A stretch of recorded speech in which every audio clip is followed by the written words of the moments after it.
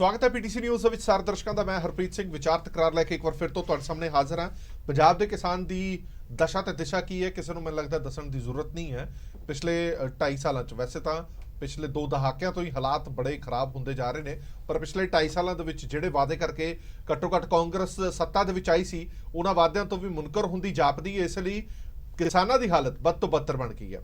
ਮੌਜੂਦਾ ਸਥਿਤੀ ਦੇ ਵਿੱਚ ਕਿਸਾਨਾਂ ਦੇ ਅੱਗੇ ਹੋਰ ਵੀ ਬਹੁਤ ਸਾਰੇ ਮੁੱਦੇ ਸਾਹਮਣੇ ਆ ਚੁੱਕੇ ਨੇ। ਕਰਜ਼ਾ ਤਾਂ ਸਭ ਤੋਂ ਵੱਡਾ ਦੈਂਤ ਰੂਪੀ ਹੈ ਹੀ ਹੈ।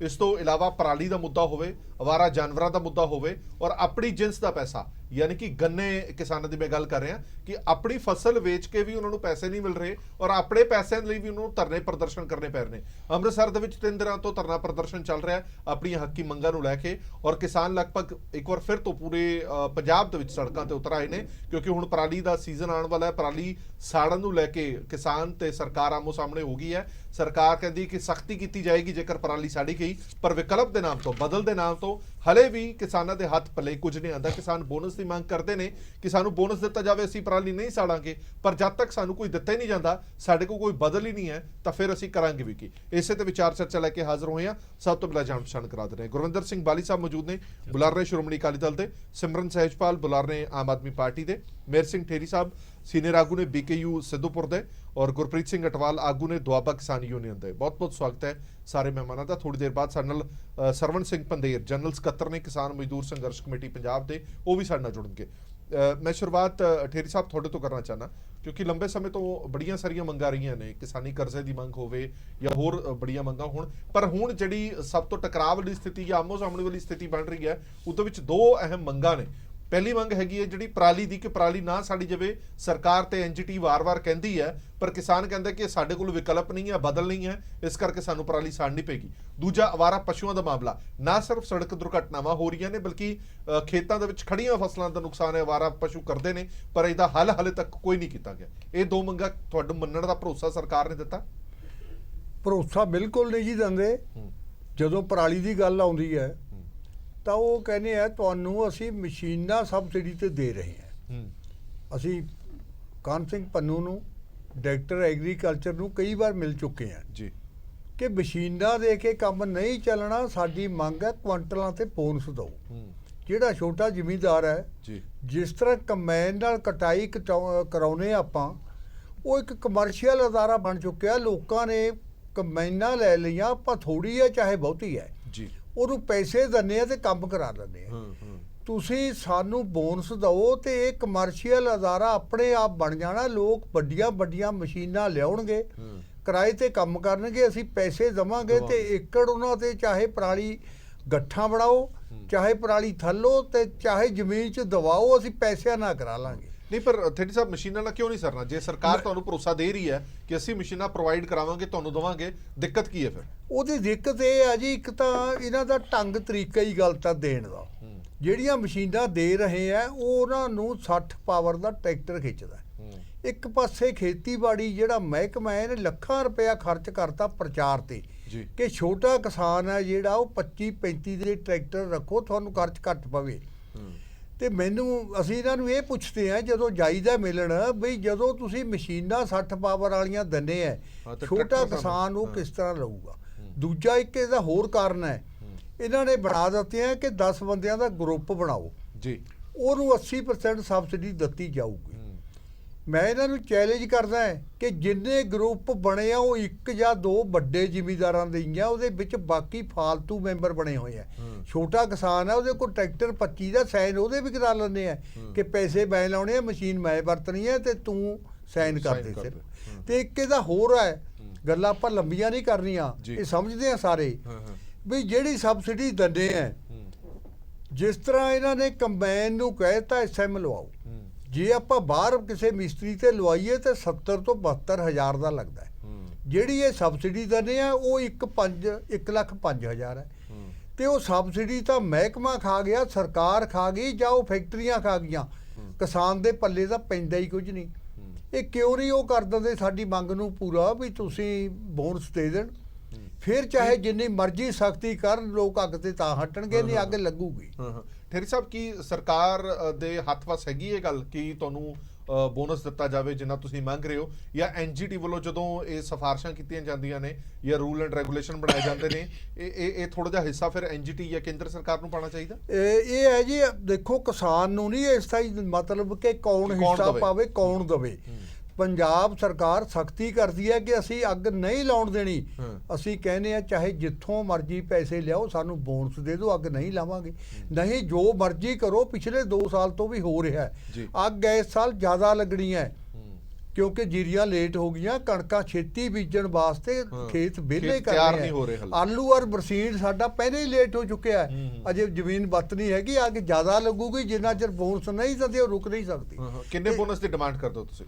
ਅਸੀਂ 200 ਰੁਪਏ ਕੁਆਂਟਲ ਜਾਂ 5000 ਰੁਪਇਆ ਏਕੜ ਦੀ ਮੰਗ ਕਰਦੇ ਹਾਂ ਕਿ ਉਹਦੇ ਨਾਲ ਸਾਡਾ ਡੀਜ਼ਲ ਵਗੈਰਾ ਜਾਂ ਮਸ਼ੀਨਰੀ ਵਗੈਰਾ ਦਾ ਖਰਚਾ ਜਿਹੜਾ ਉਹ ਪੂਰਾ ਹੋ ਜਾਊਗਾ। ਅਸੀਂ ਕਿਰਾਏ ਤੇ ਕੰਮ ਕਰਾ ਲਿਆ ਕਰਾਂਗੇ। ਮਤਲਬ ਉਹ ਖਰਚਾ ਹੀ ਹੈ, ਉਹਦੇ ਵਿੱਚ ਮੁਨਾਫਾ ਕੋਈ ਨਹੀਂ। ਮੁਨਾਫਾ ਕੋਈ ਨਹੀਂ ਜੀ। ਹੁਣ ਤਾਂ ਗਰੀਬ ਕਿਸਾਨ ਹੈ ਜਿਹੜਾ ਉਹ ਦੂਣਾ ਮਾਰਿਆ ਜਾ ਰਿਹਾ ਕਿ ਇੱਕ ਤਾਂ ਉਹ ਪਹਿਲੇ ਹੀ ਖੁਦਕਸ਼ੀਆਂ ਕਰ ਰਿਹਾ, ਉਹਦਾ ਖਰਚ ਪੂਰਾ ਨਹੀਂ ਹੋ ਰਿਹਾ।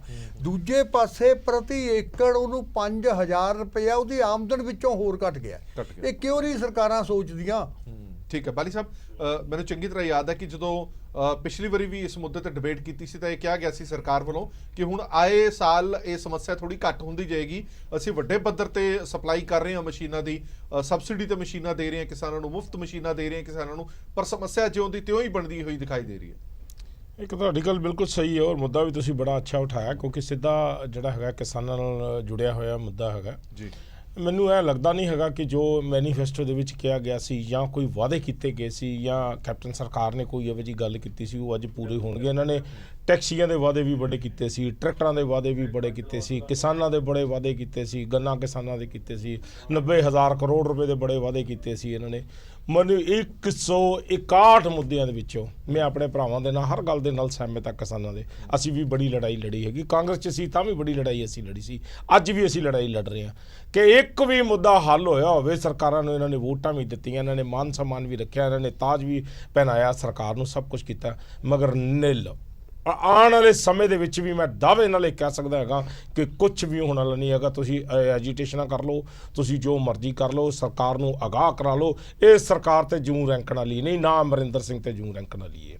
ਤੁਸੀਂ ਜਿੱਦਾਂ ਮਰਜ਼ੀ ਕਰ ਲਓ, ਜੋ ਮਰਜ਼ੀ। ਇਹਨੇ ਬਿਲਕੁਲ ਵੀ ਕੋਈ ਮੁੱਦਾ ਜਿਹੜਾ ਕਿਸਾਨਾਂ ਦਾ ਹੱਲ ਨਹੀਂ ਕਰਨਾ, ਨਾ ਇਹਨਾਂ ਨੇ ਨੌਜਵਾਨਾਂ ਦਾ ਹੱਲ ਕਰਨਾ। ਤੁਹਾਨੂੰ ਲੰਬੀ ਲਾਈਨ ਨਾ ਦੱਸ। ਸਰਕਾਰ ਦਾਵਾ ਕਰਦੀ ਅਸੀਂ ਕਿਸਾਨ ਹਤੈਸ਼ੀ ਹਾਂ, ਕਰਜ਼ੇ ਮਾਫ ਕਰ ਰਹੇ ਹਾਂ ਕਿਸਾਨਾਂ ਦੇ 3700 ਕਰੋੜ ਰੁਪਇਆ। ਸਰ ਮੈਨੂੰ ਕਹਿਣ 'ਚ ਕੋਈ ਇਤਰਾਜ਼ ਨਹੀਂ, 3700 ਕਰੋੜ ਰੁਪਇਆ ਅਮਰਿੰਦਰ ਸਿੰਘ ਨੇ ਮਾਫ ਕੀਤਾ ਔਰ ਉਸ ਤੋਂ ਬਾਅਦ ਅਮਰਿੰਦਰ ਸਿੰਘ ਜੀ ਨੇ ਹੱਥ ਖੜੇ ਕਰਤੇ।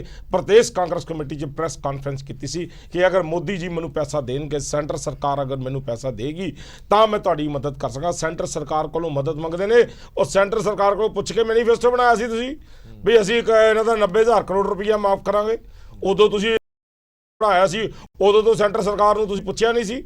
ਅੱਜ ਤੁਸੀਂ ਕਹਿੰਦੇ ਤੁਹਾਨੂੰ ਸੈਂਟਰ ਸਰਕਾਰ ਦੇਵੇ, ਤੁਹਾਡੇ ਕੋਲ ਸਾਰਾ ਕੁਝ ਹੈਗਾ ਕਰਨ ਵਾਸਤੇ, ਮਗਰ ਤੁਸੀਂ ਕਿਸਾਨਾਂ ਨੂੰ ਨਹੀਂ ਦੇ ਸਕਦੇ, ਤੁਸੀਂ ਨੌਜਵਾਨਾਂ ਨੂੰ ਨਹੀਂ ਦੇ ਸਕਦੇ, ਤੁਸੀਂ ਹੋਰ ਜਿਹੜੇ ਇੰਪਲਾਈਜ਼ ਨੇ ਉਹਨਾਂ ਨੂੰ ਸੈਕਟਰੀਏਟ ਦੇ ਵਿੱਚ ਪੈਂਡਨ ਸਟ੍ਰਾਈਕ ਹੁੰਦੀ ਹੈ ਉਹਨਾਂ ਨੂੰ ਨਹੀਂ ਦੇ ਸਕਦੇ ਹੈਗੇ। 200 ਰੁਪਏ ਜਿਹੜੇ ਪੈਨਸ਼ਨ ਲੋਕ ਲੈਂਦੇ ਨੇ ਉਹਨਾਂ 'ਚੋਂ ਵੀ ਕੱਟ ਲੈਂਦੇ ਹੋ, ਜਿਹੜੇ ਮੁਲਾਜ਼ਮ ਲੋਕ ਨੇ ਉਹਨਾਂ 'ਚੋਂ ਵੀ ਪੈਨਸ਼ਨ ਤੁਸੀਂ ਕਹਾ ਉਹਨਾਂ ਦਾ 200 ਰੁਪਈਆ ਕਟੌਤੀ ਕਰ ਦਿੰਦੇ ਹੋ। ਸਰਕਾਰਾਂ ਦਾ ਫਰਜ਼ ਹੈ ਕਿ ਆ ਕੇ ਲੋਕਾਂ ਦਾ ਅਸੀਂ ਕੁਝ ਕਰੀਏ, ਸਵਾਰੀਏ ਕੁਝ। ਮੈਨੂੰ ਲੱਗਦਾ ਬਾਈ ਇਲੈਕਸ਼ਨ ਆ ਗਏ ਨੇ, ਹੁਣ ਤੁਸੀਂ ਦੇਖ ਲਓ ਕਿ ਨਵੇਂ ਮੁੱਦੇ ਕੱਢ ਕੇ ਬਾਹਰ ਲਿਆ ਰਹੇ ਨੇ, ਨਵੇਂ ਮੁੱਦੇ ਬਾਹਰ ਕੱਢ ਕੇ ਲਿਆ ਰਹੇ ਨੇ। ਤੁਸੀਂ ਮੈਨੂੰ ਦੱਸ ਦਿਓ ਕਿ ਮੈਂ ਤਾਂ ਸਿਰਫ ਹੱਥ ਜੋੜ ਕੇ ਬੇਨਤੀ ਕਰਾਂਗਾ ਵੋਟਰਸ ਨੂੰ, ਇਹ ਆਉਂਦੇ ਨੇ ਇਹਨਾਂ ਨੂੰ ਬਹਿ ਕੇ ਚਾਹ ਪਿਲਾਓ, ਇਹਨਾਂ ਨਾਲ ਗੱਲਬਾਤ ਕਰੋ, ਕੋਈ ਕੰਮ ਹੁੰਦਾ ਤੇ ਕਰਾਓ ਇਹਨਾਂ ਕੋਲੋਂ, ਉਸ ਤੋਂ ਬਾਅਦ ਇਹਨਾਂ ਨੂੰ ਤੋੜ ਦਿਓ। ਵੋਟ ਬਾਰੇ ਜ਼ਰੂਰ ਸੋਚਣਾ। ਅਸੀਂ ਇੰਨੀ ਗੱਲ ਜ਼ਰੂਰ ਹੱਥ ਜੋੜ ਕੇ ਬੇਨਤੀ ਕਰਾਂਗੇ, ਜਦੋਂ ਵੋਟ ਪਾਣੀ ਹੈ ਕੈਂਡੀਡੇਟ ਨੂੰ ਦੇਖ ਲੈਣਾ ਤੇ ਇਹਨਾਂ ਦੇ ਵਾਅਦਿਆਂ ਨੂੰ ਜ਼ਰੂਰ ਦੇਖ ਲੈਣਾ। 162 ਜਿਹੜੇ ਵਾਅਦੇ ਕੀਤੇ। ਠੀਕ ਹੈ। ਸਰਵਣ ਸਿੰਘ ਪੰਧੇਰ ਸਾਹਿਬ ਸਾਡੇ ਨਾਲ ਫੋਨ ਲਾਈਨ ਤੇ ਜੁੜ ਗਏ ਨੇ, ਜਨਰਲ ਸਕੱਤਰ ਨੇ ਕਿਸਾਨ ਮਜ਼ਦੂਰ ਸੰਘਰਸ਼ ਕਮੇਟੀ ਪੰਜਾਬ ਦੇ। ਅੰਮ੍ਰਿਤਸਰ ਦੇ ਵਿੱਚ ਪਿਛਲੇ 3 ਦਿਨਾਂ ਤੋਂ ਧਰਨਾ ਪ੍ਰਦਰਸ਼ਨ ਚੱਲ ਰਿਹਾ। ਸਰਵਣ ਸਿੰਘ ਪੰਧੇਰ ਸਾਹਿਬ, ਤੁਹਾਡੀਆਂ ਕਿਹੜੀਆਂ ਅਜਿਹੀਆਂ ਮੰਗਾਂ ਨੇ ਕਿ 3 ਦਿਨ ਤੋਂ ਲਗਾਤਾਰ ਧਰਨਾ ਚੱਲ ਰਿਹਾ ਔਰ ਹਲੇ ਵੀ ਉਹ ਧਰਨਾ ਜਿੱਥੇ ਤੱਕ ਸਾਨੂੰ ਖਬਰ ਪਤਾ ਲੱਗੀ ਕਿ ਜਾਰੀ ਹੈ? ਇਹਦੇ ਵਿੱਚ ਮੁੱਖ ਮੰਗ ਸੀਗੀ ਵੀ RCEP ਸਮਝੌਤਾ ਜਿਹੜਾ ਵਾ, ਠੀਕ ਹੈ ਜੀ, ਉਹ ਜਿਹੜਾ ਵਾ ਅੰਦਰ ਖਾਤੇ ਪਿਛਲੀ 14-15 ਅਕਤੂਬਰ ਨੂੰ ਨਵੀਂ ਦਿੱਲੀ 'ਚ ਮੀਟਿੰਗ ਸੀਗੀ, ਜਿਹੜੀਆਂ ਉਹਦੀਆਂ ਰਿਪੋਰਟਾਂ ਆ ਰਹੀਆਂ ਵੀ 1 ਨਵੰਬਰ ਨੂੰ ਥਾਈਲੈਂਡ 'ਚ ਉਹਦਾ ਦੂਜਾ ਦੌਰ ਚੱਲਣਾ ਵਾ, ਠੀਕ ਹੈ ਜੀ। ਸੋ ਕੇਂਦਰ ਸਰਕਾਰ ਉਧਰ ਅੱਗੇ ਵੱਧ ਰਹੀ ਆ। ਜਿਹੜਾ RCEP ਸਮਝੌਤਾ ਵਾ, ਇਹਦੇ ਨਾਲ ਜਿਹੜੀਆਂ ਬਾਹਰਲੇ ਮੁਲਕਾਂ ਤੋਂ ਵਸਤੂਆਂ ਆ ਰਹੀਆਂ ਨੇ ਉਹ ਕਰ ਮੁਕਤ ਹੋ ਜਾਣੀਆਂ ਵਾ, ਠੀਕ ਆ। ਉਹਨਾਂ ਵਸਤੂਆਂ ਵਿੱਚ ਕਣਕ, ਝੋਨਾ, ਖੰਡ, ਦੁੱਧ, ਫਲ ਆਦਿ ਅਤਿਆਤ ਚੀਜ਼ਾਂ 29 ਵਸਤੂਆਂ ਨੇ। ਸਾਡੀ ਇਹ ਮੰਗ ਰਹੀ ਆ ਵੀ ਪੰਜਾਬ ਦੇ ਵਿੱਚ ਪਹਿਲੋਂ ਹੀ ਜਿਹੜੀਆਂ ਪ੍ਰਾਈਵੇਟ ਵਿਕਦੀਆਂ ਵਸਤੂਆਂ ਨੇ, ਜਿਵੇਂ ਆਪਣਾ ਦਾਲਾਂ ਵਾ, ਤੇਲ ਬੀਜਾਂ ਵਾ, ਮੱਕੀ ਆ, ਆਲੂ ਆ, ਇਹ ਮੰਡੀਆਂ 'ਚ ਰੁਲਦੇ ਆ ਕਿਉਂਕਿ ਸਰਕਾਰੀ ਖਰੀਦ ਨਹੀਂ ਹੈਗੀ ਇਹਨਾਂ ਦੀ। ਠੀਕ ਆ, ਜੇ ਬਾਹਰੋਂ ਸਰਕਾਰ ਨੇ ਇਹ ਕਰ ਮੁਕਤ ਕਰਕੇ ਆਯਾਤ ਕਰ ਲਈਆਂ ਇਹ ਚੀਜ਼ਾਂ, ਤੇ ਸਾਡੀ ਪੰਜਾਬ ਦੀ ਨਹੀਂ ਦੇਸ਼ ਦੀ ਮੰਡੀ ਦਾ ਕਿਸਾਨ ਜਿਹੜਾ ਉਜੜ ਜਾਊਗਾ। ਮੈਂ ਤੁਹਾਨੂੰ ਯਾਦ ਕਰਾਉਣਾ ਚਾਹੂੰਗਾ ਵੀ ਨਾਫਟਾ ਕਿਸਮ ਦਾ ਸਮਝੌਤਾ ਅਮਰੀਕਾ ਨੇ ਕੀਤਾ ਸੀਗਾ ਲਾਗੂ ਆਪਦੇ ਰੀਜਨ 'ਚ। ਠੀਕ ਹੈ, ਉੱਥੇ 1995 ਤੋਂ ਲੈ ਕੇ 2005 ਤੱਕ ਮੈਕਸੀਕੋ ਦਾ 10 ਲੱਖ ਕਿਸਾਨ ਉਜੜ ਗਿਆ। ਅਮਰੀਕਾ ਦੀ ਖੇਤੀ ਹਜ਼ਾਰਾਂ ਏਕੜਾਂ 'ਚ ਆ, ਸਾਡੀ ਖੇਤੀ 2-2.5 ਕਿੱਲਿਆਂ ਵਾਲੀ ਆ। ਸੋ ਅਸੀਂ ਤਾਂ ਪਹਿਲੀ ਮੰਗ ਇਹ ਰੱਖੀ ਸੀ ਵੀ ਸਰਕਾਰ ਇਸ ਸਮਝੌਤੇ ਤੋਂ ਭਾਰਤ ਬਾਹਰ ਆਵੇ, ਇਹ ਕਿਸਾਨਾਂ ਦੇ ਹਿੱਤ 'ਚ ਨਹੀਂ ਹੈਗਾ। ਚੁੱਪ ਚਪੀਤੇ ਸਰਕਾਰ ਨੇ 5% ਬਾਹਰੋਂ ਦੁੱਧ ਮੰਗਾਉਣ ਤੇ ਜਿਹੜੀ ਛੂਟ ਦੇ ਦਿੱਤੀ ਆ, ਇਹਦੇ ਨਾਲ ਦੁੱਧ ਉਤਪਾਦਕਾਂ ਤੇ ਸਿੱਧਾ ਬਹੁਤ ਵੱਡਾ ਅਸਰ ਪੈ ਜਾਣਾ ਵਾ। ਜਿਵੇਂ ਤੁਹਾਨੂੰ ਯਾਦ ਦਿਵਾਵਾਂ ਤੇ 2008 ਤੋਂ ਅੱਜ ਤੱਕ 20 ਕਰੋੜ ਟਨ ਤੱਕ ਇਹਨਾਂ ਬਾਹਰੋਂ ਸੁੱਕਾ ਦੁੱਧ ਮੰਗਾਇਆ। ਤੁਸੀਂ ਆਪਣੀ ਮਿਲਕ ਫੈਡ ਨੂੰ ਪੁੱਛ ਲਓ, ਉਹਦਾ ਸੁੱਕਾ ਪਾਊਡਰ ਬਾਜ਼ਾਰ ਵਿੱਚ ਇਸ ਕਰਕੇ ਨਹੀਂ ਵਿਕ ਰਿਹਾ ਕਿਉਂਕਿ ਬਾਹਰੋਂ ਆਇਆ ਸਸਤਾ ਪਾਊਡਰ ਜਿਹੜਾ ਮਾਰਕੀਟ 'ਚ ਆ ਗਿਆ। ਸਾਡੀ ਮਾਰਕ ਫੈਡ ਦਾ ਸੁੱਕਾ ਦੁੱਧ, ਮਿਲਕ ਫੈਡ ਦਾ ਨਾ ਬਾਜ਼ਾਰ 'ਚ ਵਿਕਣ ਕਰਕੇ ਉਹ ਲਗਾਤਾਰ ਘਾਟੇ ਜਾ ਰਹੀ ਹੈ, ਇਸ ਕਰਕੇ ਕਿਸਾਨਾਂ ਨੂੰ ਸਹੀ ਰੇਟ ਨਹੀਂ ਮਿਲ ਰਹੇ। ਦੂਸਰਾ, ਸਾਡਾ ਪੰਜਾਬ ਸਰਕਾਰ ਨਾਲ ਸੀਗੀਆਂ ਮੰਗਾਂ ਵੀ ਜਿਹੜਾ ਕਿਸਾਨਾਂ ਮਜ਼ਦੂਰਾਂ ਦਾ ਸਮੁੱਚਾ ਕਰਜ਼ਾ ਖਤਮ ਕਰਨ ਦੀ ਗੱਲ ਸੀਗੀ, ਉਹ ਪੂਰੀ ਤਰ੍ਹਾਂ ਕੈਪਟਨ ਸਾਹਿਬ ਦਾ ਜਿਹੜਾ ਵਾਅਦਾ ਵਫਾ ਨਹੀਂ ਹੋਇਆ। ਉਹ ਤਾਂ ਐਂ ਕਹਿੰਦੇ ਹੁੰਦੇ ਸੀ, ਮੈਂ ਤੁਹਾਨੂੰ ਯਾਦ ਕਰਾਵਾਂ ਵੀ ਕਿਸਾਨੋ ਖੁਦਕੁਸ਼ੀਆਂ ਨਾ ਕਰੋ।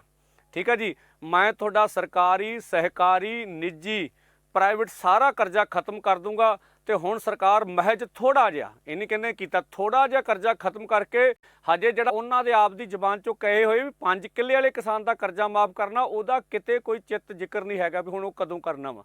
ਇਹਦੇ ਨਾਲ ਡਾਕਟਰ ਸਵਾਮੀਨਾਥਨ ਕਮਿਸ਼ਨ ਦੀ ਰਿਪੋਰਟ ਦੇ ਅਨੁਸਾਰ ਜਿਹੜੇ ਫਸਲਾਂ ਦੇ ਭਾਅ ਦੇਣੇ ਆ, ਕੇਂਦਰ ਵੀ ਭੱਜ ਗਈ ਆ, ਤੇ ਜਿਹੜਾ ਕੈਪਟਨ ਸਰਕਾਰ ਦਾ ਵਾਅਦਾ ਸੀ ਵੀ ਕਰਜ਼ਾ ਕੁਰਕੀ ਖਤਮ ਤੇ ਫਸਲ ਦੀ ਪੂਰੀ ਰਕਮ, ਤਾਂ ਉਹ ਵੀ ਕਿਤੇ ਸਾਨੂੰ ਪੂਰਾ ਨਹੀਂ ਲੱਗਦਾ। ਤੁਸੀਂ ਅੱਜ ਵੀ ਵੇਖ ਲਓ ਮੰਡੀਆਂ 'ਚ 1 ਅਕਤੂਬਰ ਨੂੰ ਕਹਿੰਦੇ ਸੀ ਖਰੀਦ ਸ਼ੁਰੂ ਹੋਣੀ, ਬੇਸ਼ੱਕ ਬਰਸਾਤ ਕਰਕੇ ਪੰਜਾਬ 'ਚ ਬਹੁਤ ਸਾਰਾ ਕਿਸਾਨਾਂ ਦਾ ਨੁਕਸਾਨ ਵੀ ਹੋਇਆ, ਮੰਡੀ 'ਚ ਫਸਲ ਇੰਨੀ ਨਹੀਂ ਆਈ, ਪਰ ਕੋਈ ਅਧਿਕਾਰੀ ਸਾਨੂੰ ਲੱਭਦਾ ਨਹੀਂ ਹੈਗਾ ਮੰਡੀ ਦੇ ਵਿੱਚ ਵੀ ਜਿਹਨੇ ਇਹ ਕੰਮ ਕਰਨੇ ਆ। ਇਸ ਤਰੀਕੇ ਨਾਲ ਆਬਾਦ ਕਰ ਕਿਸਾਨਾਂ ਦੇ ਮਾਲਕੀ ਹੱਕ ਹੈ ਵੀ ਦਹਾਕਿਆਂ ਤੋਂ ਜ਼ਮੀਨਾਂ ਆਬਾਦ ਕੀਤੀਆਂ, ਅਜੇ ਤਾਈਂ ਉਹਨਾਂ ਨੂੰ ਮਾਲਕੀ ਹੱਕ ਨਹੀਂ ਦਿੱਤੇ ਗਏ ਉਹਨਾਂ ਦੇ। ਇਸ ਤੋਂ ठीक है पंदेर साहब, मैं आंदा वापस थोड़े को आना। मंगा थोड़ियां जायज़ ने और धरना प्रदर्शन तुहाडा 3 दिन तो चल रहा है। मैं सिमरन थोड़े तो पूछना चाहना, सब तो वड्डा मुद्दा किसानों का मुद्दा सीगा इलैक्शनस दे विच उहनूं खूब भुनाया गया, जिवें इन्हां ने पंदेर साहब ने भी कहा कि हर तरह का कर्जा माफ़ करने की गल कीती गई। हुण कर्जा माफ़ करने दी, मुकम्मल कर्जा माफ़ करने की गल तां हुण किते आंदी नहीं, हुण राहत राशि देण दी गल आ जांदी है कि असीं कुछ राहत राशि दे रहे हां। उहनूं छड्डो, उस तो बाद जिहड़ियां समस्यावां आ रहीआं ने, पराली की समस्या सामने खड़ी हो गई है। 1 तरीक तो सरकारी खरीद शुरू होनी सी, मंडियां दे विच कोई अधिकारी नज़र नहीं आता। अजिहा मन के चलिए कि सिर्फ वोटां दी राजनीति हुंदी है कि वोट बैंक अपना पक्का कर लो, जिवें मर्जी लारे लाओ, उस तो बाद कोई पुछण वाला नहीं। पर देखो हरप्रीत जी, इत्थे लोकां नूं भी थोड़ा जिहा समझना चाहिदा आ कि जदों वोटां हुंदियां ने उदों ही सरकारां क्यों जागदियां आ। ਇੱਥੇ ਉਹਨਾਂ ਨੂੰ ਵੀ ਸੋਚਣਾ ਚਾਹੀਦਾ ਹੈ, ਕਿਉਂਕਿ ਮੈਂ ਪਹਿਲਾਂ ਵੀ ਇੱਕ ਵਾਰੀ ਕਿਹਾ ਸੀਗਾ ਕਿ ਵੋਟ ਜਦੋਂ ਪਾਉਣ ਜਾਂਦੇ ਨੇ ਲੋਕ ਉਦੋਂ ਦੇਖਦੇ ਨਹੀਂ ਹੈਗੇ ਕਿ ਕੈਂਡੀਡੇਟ ਡਿਜ਼ਰਵ ਕਰਦਾ ਕਿ ਨਹੀਂ ਕਰਦਾ। ਉਹ ਬਟਨ ਨੱਪ ਕੇ ਆ ਜਾਂਦੇ ਨੇ, ਚਾਹੇ ਕਿਸੇ ਨੂੰ ਵੀ ਵੋਟ ਉਹ ਪਾ ਦੇਣ। ਉਹਨਾਂ ਨੂੰ ਪਹਿਲੀ ਗੱਲ ਤਾਂ ਵੋਟ ਦਾ ਹੀ ਨਹੀਂ ਪਤਾ ਕਿ ਵੋਟ ਹੈ ਕੀ ਹੈ।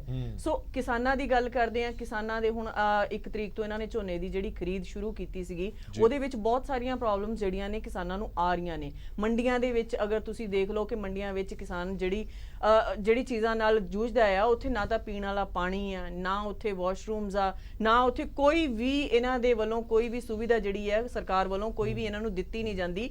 1.25 ਲੱਖ ਬੋਰੀ ਜਿਹੜੀ ਆ ਝੋਨੇ ਦੀ ਉਹ ਇਹਨਾਂ ਕੋਲ ਪਈ ਆ, ਔਰ ਇਹ ਕਹਿੰਦੇ ਵੀ ਸਾਡੇ ਕੋਲ ਸਪੇਸ ਹੈ ਨਹੀਂ। ਸਰਕਾਰ ਕਹਿੰਦੀ ਹੈ ਸਾਡੇ ਕੋਲ ਸਪੇਸ ਹੈ ਨਹੀਂ, 1.25 ਲੱਖ ਬੋਰੀ ਸਾਡੇ ਕੋਲ ਪਹਿਲਾਂ ਹੀ ਪਈ ਹੈ ਜਿਹੜੀ ਕਿ ਉਹਦੀ ਕੋਈ ਖਰੀਦਦਾਰ ਉਹਦਾ ਹੈ ਨਹੀਂਗਾ। ਮਤਲਬ ਕਹਿਣ ਦਾ ਮਤਲਬ ਵੀ ਕਿਸਾਨਾਂ ਨਾਲ ਇੰਨਾ ਧੱਕਾ ਕਿਉਂ ਕਰਦੀਆਂ ਸਰਕਾਰਾਂ।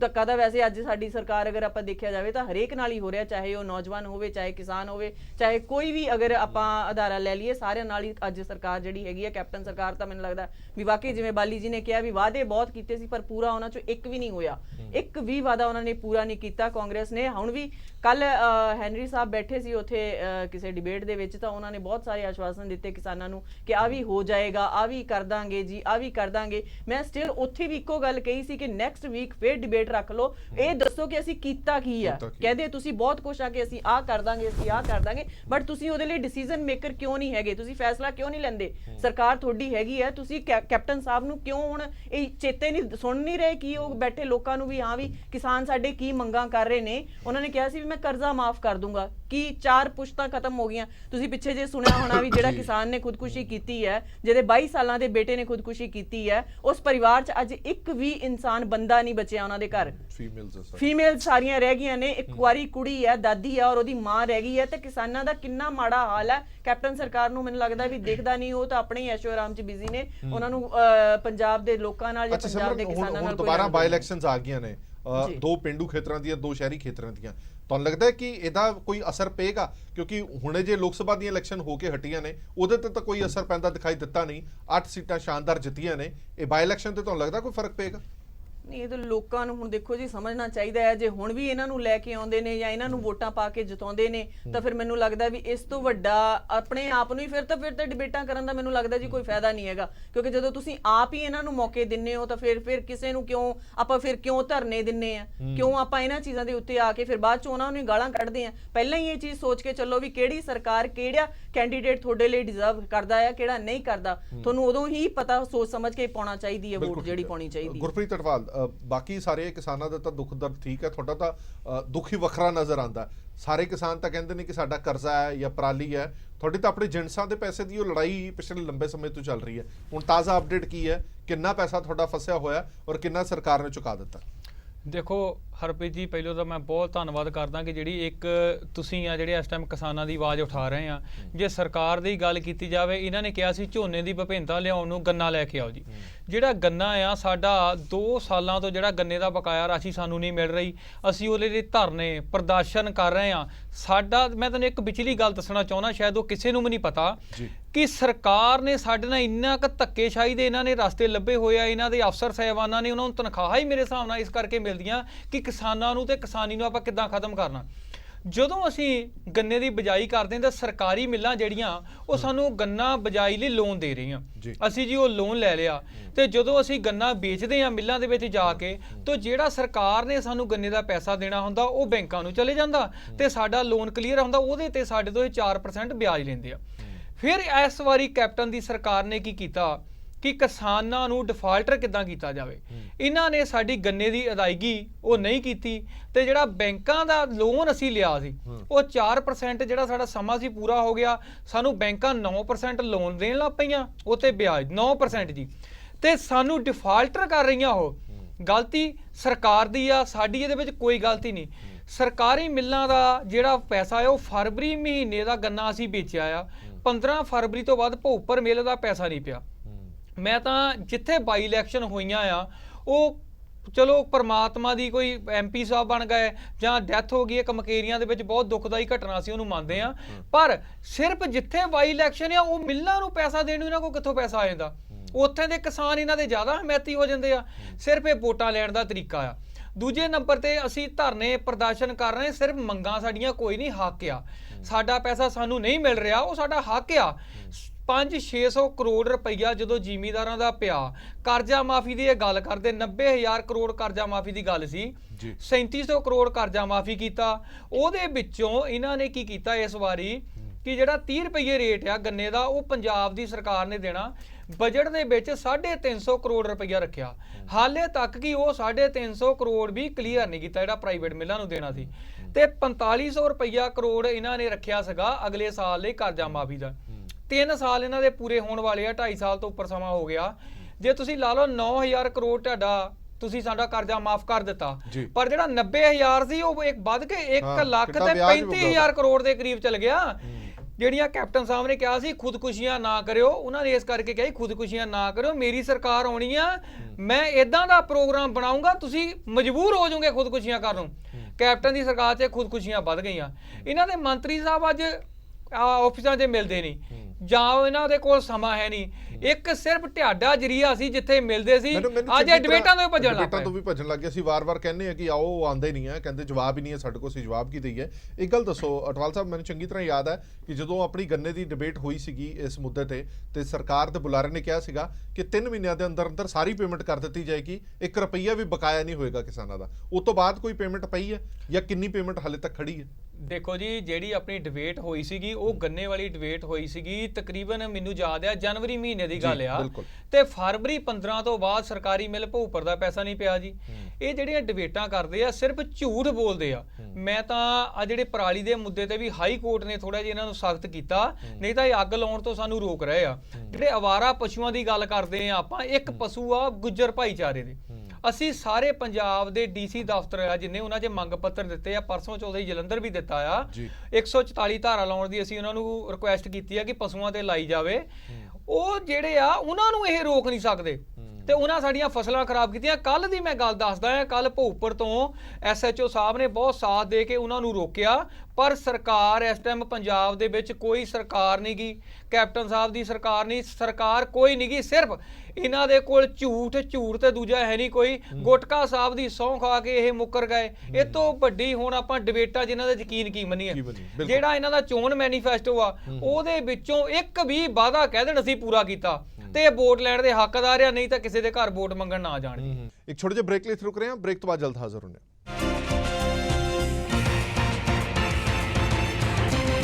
ਬ੍ਰੇਕ ਤੋਂ ਬਾਅਦ ਦਰਸ਼ਕਾਂ ਦਾ ਇੱਕ ਵਾਰ ਫਿਰ ਤੋਂ ਸਵਾਗਤ ਹੈ। ਸਾਡੀ ਵਿਚਾਰ ਚਰਚਾ ਜਾਰੀ ਹੈ। ਅੱਜ ਚਰਚਾ ਹੋ ਰਹੀ ਹੈ ਕਿਸਾਨੀ ਮੁੱਦਿਆਂ ਦੇ ਉੱਤੇ, ਅਹਿਮ ਮੁੱਦੇ ਜਿਹੜੇ ਹਰ ਵਾਰ ਬਣਦੇ ਨੇ ਜਦੋਂ ਵੀ ਪਰਾਲੀ ਸਾੜਨ ਦੀ ਗੱਲ ਆਉਂਦੀ ਹੈ। ਪਾਲੀ ਸਾਹਿਬ, ਅਕਸਰ ਇਹ ਦੇਖਣ ਦੇ ਵਿੱਚ ਆਇਆ ਕਿ ਜਿੱਥੇ ਬਾਈ ਇਲੈਕਸ਼ਨ ਹੁੰਦੀ ਹੈ, ਪਹਿਲੀ ਵਾਰੀ ਨਹੀਂ ਹੈ, ਇਸ ਤੋਂ ਪਹਿਲਾਂ ਵੀ ਅਸੀਂ ਦੇਖਿਆ ਸੀ ਕਿ ਬਾਈ ਇਲੈਕਸ਼ਨ ਜਿੱਥੇ ਵੀ ਹੁੰਦੀ ਹੈ ਉੱਥੋਂ ਦੇ ਜਿੰਨੇ ਵੀ ਕੰਮ ਹੁੰਦੇ ਨੇ ਜਾਂ ਲਟਕੇ ਹੋਏ ਕੰਮ ਹੁੰਦੇ ਨੇ, ਜਿੰਨੇ ਪੈਂਡਿੰਗ ਰਕਮਾਂ ਹੁੰਦੀਆਂ ਨੇ, ਉਹ ਸਾਰੀਆਂ ਦੇ ਦਿੱਤੀਆਂ ਜਾਂਦੀਆਂ ਨੇ, ਬਾਕੀ ਸਾਰੇ ਪਾਸੇ ਉਵੇਂ ਹੀ ਖਲਾ ਰਹਿੰਦਾ। ਗੰਨਾ ਕਿਸਾਨਾਂ ਦੀ ਸਭ ਤੋਂ ਵੱਡਾ ਦੁੱਖ ਹੀ ਇਹੀ ਹੈ। ਇਹ ਅਕਸਰ ਅਜਿਹਾ ਪੈਸਾ ਕਹਿੰਦੇ ਨੇ ਕਿ ਨਹੀਂ ਹੈ, ਖਜ਼ਾਨਾ ਖਾਲੀ ਹੈ, ਉੱਥੇ ਦੇਣ ਜੋਗਾ ਪੈਸਾ ਕਿੱਥੋਂ ਆ ਜਾਂਦਾ? ਨਹੀਂ, ਖਜ਼ਾਨਾ ਖਜੂਨਾ ਕੋਈ ਖਾਲੀ ਨਹੀਂ ਹੈਗਾ। ਇਹ ਐਵੇਂ ਸਿਰਫ ਇਹਨਾਂ ਦੀਆਂ ਗੱਲਾਂ ਹੈਗੀਆਂ। ਮਨਪ੍ਰੀਤ ਆਪਣੇ ਦੀ ਖੁਦ ਦੀ ਸਟੇਟਮੈਂਟ ਸੀ ਉਹਨਾਂ ਦੀ ਕਿ ਖਜ਼ਾਨੇ ਲਈ ਕੋਈ ਇਹੋ ਜਿਹੀ ਗੱਲ ਨਹੀਂ ਹੈਗੀ। ਖਜ਼ਾਨਾ ਸਾਡੇ ਕੋਲ ਬਹੁਤ ਹੈਗਾ, ਕੋਈ ਐਸਾ ਉਹ ਨਹੀਂ ਹੈਗਾ। ਜੇ ਸਮਾਰਟ ਸਿਟੀਆਂ ਦੀ ਗੱਲ ਕਰਦੇ ਨੇ ਅੰਮ੍ਰਿਤਸਰ ਦੀ, ਤਾਂ ਕੀ ਬਣਾਤੀ ਉਹਨਾਂ ਨੇ? ਜੇ ਲੁਧਿਆਣਾ ਸਿਟੀ ਦੀ ਗੱਲ ਕਰਦੇ ਸੀ ਸਮਾਰਟ ਸਿਟੀ ਕਿਆ ਬਣਾਤੀ? RO ਸਿਸਟਮ ਦੀ ਗੱਲ ਕਰਦੇ ਸੀ ਪਟਿਆਲੇ ਦੀ, ਕਿਆ ਇਹਨਾਂ ਨੇ ਬਣਾਤੀ? ਸਿਰਫ ਗੱਲ ਸਹੀ ਹੈ ਮੇਰੇ ਛੋਟੇ ਵੀਰ ਦੀ ਕਿ ਝੂਠ ਬੋਲਣ ਤੋਂ ਇਲਾਵਾ ਹੋਰ ਇਹਨਾਂ ਕੋਲ ਕੁਝ ਨਹੀਂ ਹੈਗਾ।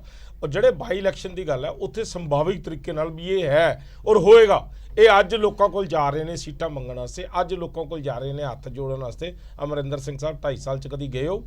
ਕਦੀ ਜਾ ਕੇ ਲੋਕਾਂ ਦੇ ਉਹਨਾਂ ਪਿੰਡਾਂ ਦੇ ਹੱਥ ਜੋੜੇ ਜੇ? ਕਦੀ ਉਸ ਸ਼ਹਿਰ 'ਚ ਗਏ ਹੋ ਤੁਸੀਂ? ਕਿਤੇ ਵਿਜ਼ਿਟ ਕੀਤਾ ਉੱਥੇ?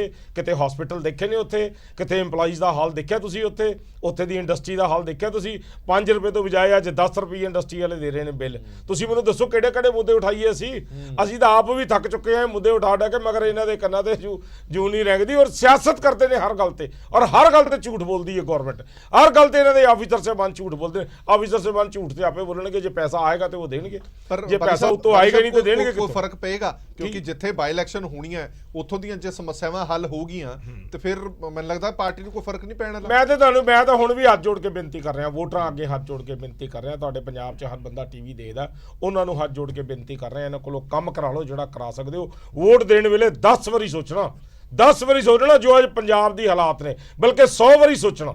ਮੈਂ ਇੰਨੀ ਗੱਲ ਜ਼ਰੂਰ ਕਵਾਂਗਾ ਇਹਨਾਂ ਨੂੰ, ਇਹ ਸਿਰਫ TV ਦੇ ਉੱਤੇ ਆ ਕੇ ਔਰ ਸਿਰਫ ਇਹ ਜਿਹੜੀਆਂ ਨੇ ਪ੍ਰੈਸ ਕਾਨਫਰੰਸ ਕਰਕੇ ਸਵੇਰੇ ਮੁੱਖ ਮੰਤਰੀ ਕੁਝ ਹੋਰ ਕਹਿੰਦੇ ਨੇ, ਸਵੇਰੇ ਦੁਪਹਿਰੇ ਕੁਝ ਹੋਰ ਕਰ ਦਿੰਦੇ ਨੇ, ਰਾਤੀ ਕੁਝ ਹੋਰ ਕਰ ਦਿੰਦੇ ਨੇ, ਸਟੇਟਮੈਂਟਾਂ ਬਦਲ ਦਿੰਦੇ ਨੇ ਪੰਜਾਬ ਦੇ ਮੁੱਖ ਮੰਤਰੀ। ਸਾਨੂੰ ਤਾਂ ਇਹ ਨਹੀਂ ਸਮਝ ਆਉਂਦੀ ਮੁੱਖ ਮੰਤਰੀ ਸਟੇਟਮੈਂਟ ਬਦਲਦੇ ਪੰਜਾਬ ਦੀ। ਕਦੀ 2.5 ਸਾਲ 'ਚ ਕਿਸੇ ਡੈਲੀਗੇਸ਼ਨ ਨੂੰ ਮਿਲੇ ਹੋਣ ਕਿਸਾਨਾਂ ਦੇ ਨੂੰ, ਕਦੀ ਟੀਚਰਾਂ ਦੇ ਨੂੰ ਮਿਲੇ ਹੋਣ, ਕਦੀ ਤੁਸੀਂ ਨੌਜਵਾਨਾਂ ਨੂੰ ਮਿਲੇ ਹੋਣ, ਕਦੀ ਇਹਨਾਂ ਨੇ ਭੱਤਾ ਦਿੱਤਾ ਹੋਵੇ? ਤੁਸੀਂ ਦੱਸੋ ਵੀ ਕੋਈ ਚੀਜ਼ ਤਾਂ ਕੀਤੀ ਹੋਵੇ ਮੁੱਖ ਮੰਤਰੀ ਨੇ ਪੰਜਾਬ ਦੇ ਅੰਦਰ ਜਿਹੜੀ ਕਹਿਣ ਯੋਗ ਹੋਵੇ? ਕੁਝ ਵੀ, ਕੋਈ ਇਹੋ ਜਿਹੀ ਚੀਜ਼ ਨਹੀਂ ਹੈਗੀ ਜਿਹੜੀ ਕੀਤੀ ਹੋਵੇ ਤੇ ਸੱਚਾਈ ਵੀ ਕਹਿ ਦਈਏ ਹਾਂਜੀ ਇਹਨਾਂ ਨੇ ਆ ਕੀਤਾ ਹੈ। ਠੇਰੀ ਸਾਹਿਬ, ਇੱਕ ਅਵਾਰਾ ਪਸ਼ੂਆਂ ਦਾ ਮੁੱਦਾ ਬੜਾ ਸਰਗਰਮ ਰਿਹਾ ਪਿੱਛੇ, ਜੇ ਬੜੀਆਂ ਦੁਰਘਟਨਾਵਾਂ ਵੀ ਹੋਈਆਂ, ਬੜੀਆਂ ਮੌਤਾਂ ਵੀ ਹੋਈਆਂ। ਸਰਕਾਰ ਵੀ ਕਹਿੰਦੀ ਰਹੀ ਹੈ ਕਿ ਅਸੀਂ ਦਿਆਂਗੇ, ਗਊ ਸੈਸ ਵੀ ਲਿਆ ਜਾਂਦਾ, ਕਰੋੜਾਂ ਰੁਪਏ ਦਾ ਗਊ ਸੈਸ ਵੀ ਲਿਆ ਜਾਂਦਾ, ਉਹਦੇ ਬਾਵਜੂਦ ਸੜਕਾਂ ਤੇ ਘੁੰਮਦੇ ਨੇ ਅਵਾਰਾ ਪਸ਼ੂ। ਮੈਂ ਹਰਪ੍ਰੀਤ ਜੀ, ਉਹ ਤੋਂ ਪਹਿਲਾਂ ਇੱਕ ਦਾਣਾ ਮੰਡੀਆਂ ਦੀ ਗੱਲ ਆਈ, ਉਹਦਾ ਜਵਾਬ ਜ਼ਰੂਰ ਦੇਣਾ ਚਾਹੂੰਗਾ ਵੀ ਦਾਣੇ ਮੰਡੀਆਂ ਦੇ ਪ੍ਰਬੰਧ ਤਾਂ ਕੀ ਕਰ ਰਹੇ ਆ। ਆਪਣੇ ਨੇੜੇ ਆ ਚਮਕੌਰ ਸਾਹਿਬ ਦਾਣਾ ਮੰਡੀ, ਉਸ ਇਲਾਕੇ ਦੀ ਸਭ ਤੋਂ ਵੱਡੀ ਰੋਪੜ ਜ਼ਿਲ੍ਹੇ ਦੀ ਯਾਰ ਵਧੀਆ ਮੰਡੀ ਹੈ। ਪਿਛਲੇ 5 ਦਿਨਾਂ ਤੋਂ ਉੱਥੇ ਮੰਡੀ ਪਰ ਸਰਕਾਰ ਨੇ ਕਬਜ਼ਾ ਕਰਕੇ ਟੈਂਟ ਲਾਉਣਾ ਸ਼ੁਰੂ ਕਰਿਆ ਪਿਆ। ਉੱਥੇ ਕਿਉਂਕਿ 5 ਤਰੀਕ ਨੂੰ ਮੁੱਖ ਮੰਤਰੀ ਜਾ ਰਿਹਾ ਹੈ ਵੀ ਰੁਜ਼ਗਾਰ ਮੇਲਾ ਲਾਉਣਾ ਹੈ। ਉਹ ਰੁਜ਼ਗਾਰ ਮੇਲੇ ਦਾ ਫਰਾਡ ਹੈ। 7000 ਤਨਖਾਹ ਦੇ ਕੇ ਤੇ ਮੁੰਡਿਆਂ ਨੂੰ ਕਹਿ ਦਿੰਦੇ ਆ ਹੈਦਰਾਬਾਦ ਜਾਓ, ਉੱਥੇ ਜਾ ਕੇ ਤਾਂ ਰੋਟੀ ਵੀ ਮਿਲਦੀ ਨਹੀਂ, ਉਹ ਛੱਡ ਕੇ ਆ ਜਾਂਦੇ ਆ। ਇਹ ਤਾਂ ਜਦੋਂ ਨਵੀਂ ਗੱਲ ਹੈ। ਅਜੇ ਪਰਸੋਂ ਨੂੰ ਆਉਣਾ ਤੇ 3 ਜਾਂ 4 ਦਿਨ ਉਸ ਟੈਂਟ ਨੂੰ ਪੱਟਣ ਨੂੰ ਲੱਗਣਗੇ। ਮੈਂ ਉਸ ਮੰਡੀ ਜਾ ਕੇ ਆਇਆ ਅੱਜ। ਉਸ ਤੋਂ ਬਾਅਦ ਜਿਹੜੇ ਖੱਡੇ ਪੈ ਗਏ, ਜੇ ਉਹਨਾਂ ਦੀ ਮੁਰੰਮਤ ਕਰਨਗੇ ਹੋਰ ਦਿਨ ਲੱਗਣਗੇ, ਨਹੀਂ ਤਾਂ ਸਾਡਾ ਉਹਦੇ ਵਿੱਚ ਕਿੰਨਾ ਝੋਨਾ ਜਿਹੜਾ ਬਰਬਾਦ ਹੋਊਗਾ। ਇਹ ਤਾਂ ਮੰਡੀਆਂ ਦੀ ਹਾਲਤ ਆ। ਤੁਸੀਂ ਆਮ ਮੰਡੀਆਂ ਦੀ ਕੀ ਦੇਖਦੇ ਆ? ਇਹਨਾਂ ਨੂੰ ਕੋਈ ਕਿਸਾਨ ਥਾਈ ਮਤਲਬ ਨਹੀਂ ਹੈਗਾ। ਹੁਣ ਤੁਸੀਂ ਗੱਲ ਕੀਤੀ ਹੈ ਚਮਕੌਰ ਸਾਹਿਬ ਦੇ ਵਿੱਚ ਥਾਂ ਸਿਰਫ ਮੰਡੀ ਹੋ ਰਹੇਗੀ, ਹੋਰ ਕੋਈ ਥਾਂ ਹੀ ਨਹੀਂ ਹੈਗੀ ਉੱਥੇ ਰੋਜ਼ਗਾਰ ਮੇਲਾ ਕੋਲ ਲਾਉਣ ਦੀ। ਸਟੇਡੀਅਮ ਹੈਗਾ। ਅਸੀਂ ਮੰਗ ਕਰੀ ਹੈ ਇਹ ਵੀ ਸਟੇਡੀਅਮ 'ਚ ਕਿਉਂ ਨਹੀਂ ਇਹ ਤੁਸੀਂ ਕਰ ਲਿਆ ਗਿਆ?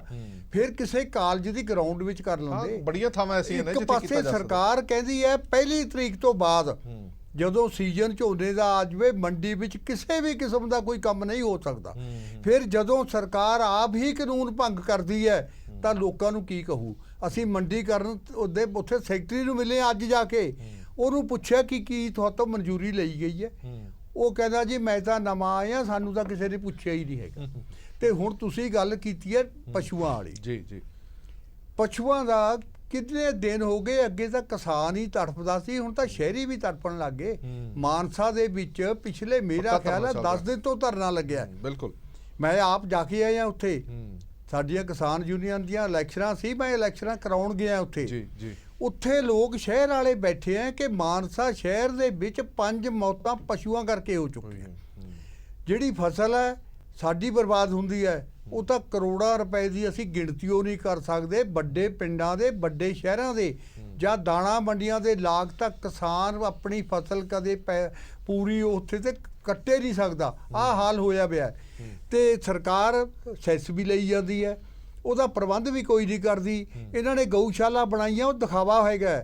ਜੇ ਅਸੀਂ ਗਊਆਂ ਲੈ ਕੇ ਚਲੇ ਜਾਈਏ, ਉਹ ਕਹਿੰਦੇ ਆ ਕੁਝ ਤੂੜੀ ਦੇ ਦਿਓ, 500 ਜਾਂ 1000 ਰੁਪਈਆ ਦੇ ਦਿਓ। ਮੰਗਦੇ ਪੈਸੇ। ਸਾਡੇ ਮੇਰੇ ਦੁਖੀ ਹੋਏ ਵੇ ਕਿਸਾਨ ਵੀਰ ਗਊਆਂ ਵੀ ਛੱਡਿਆ ਉਹਨੇ, ਪੈਸੇ ਵੀ ਦੇ ਆਉਨੇ ਆ। ਜੇ ਤਾਂ ਕੋਈ ਰੱਖਣ ਜੋਗੀ ਆ, ਚੰਗੀ ਆ ਜਾਂ ਦੁੱਧ ਦਾ ਦੇਣ ਵਾਲੀ ਆ, ਰੱਖਣਗੇ। ਉਹਦੇ ਤੇ ਨੰਬਰ ਲਾ ਕੇ ਛੱਡੋ, ਦੂਜੇ ਦਿਨ ਉਹੀ ਗਊ ਬਾਜ਼ਾਰ 'ਚ ਫੇਰ ਫਿਰਦੀ ਹੋਊਗੀ।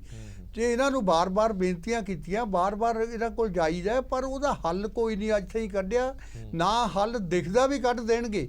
ਇਹ ਕਿਸਾਨਾਂ ਨੂੰ, ਸ਼ਹਿਰ ਵਾਸੀਆਂ ਨੂੰ ਮਿਲ ਕੇ ਆਪ ਹੀ ਇਹਦਾ ਕੋਈ ਹੱਲ ਕੱਢਣਾ ਪੈਣਾ ਹੈ। ਇੱਕ ਪਾਸੇ ਤਾਂ ਇਹ ਕਹਿੰਦੇ ਆ ਵੀ ਝੂਠ ਵਾਲੀ ਗਊ ਆ ਜਿਹੜੀ, ਉਹੀ ਨੂੰ ਇਹ ਗਊ ਮੰਨਿਆ ਜਾਂਦਾ ਹੈ। ਜਿਹੜੀਆਂ ਅਮਰੀਕਨ ਗਊਆਂ ਹੈ ਉਹਨਾਂ ਨੂੰ ਗਊ ਨਹੀਂ ਹੁੰਦਾ। ਇਹਨਾਂ ਨੂੰ ਜਦ ਇਹ ਗਊ ਹੀ ਨਹੀਂ ਮੰਨਦੇ, ਫਿਰ ਇਹਨਾਂ ਨੂੰ ਕੀ ਇਹਦੇ ਵਿੱਚ ਦਿੱਕਤ ਆ? ਉਹਨਾਂ ਨੂੰ ਬੁੱਚੜਖਾਨਿਆਂ ਵਿੱਚ ਭੇਜਣ ਤੋਂ ਕਿਉਂ ਰੋਕਦੇ ਆ?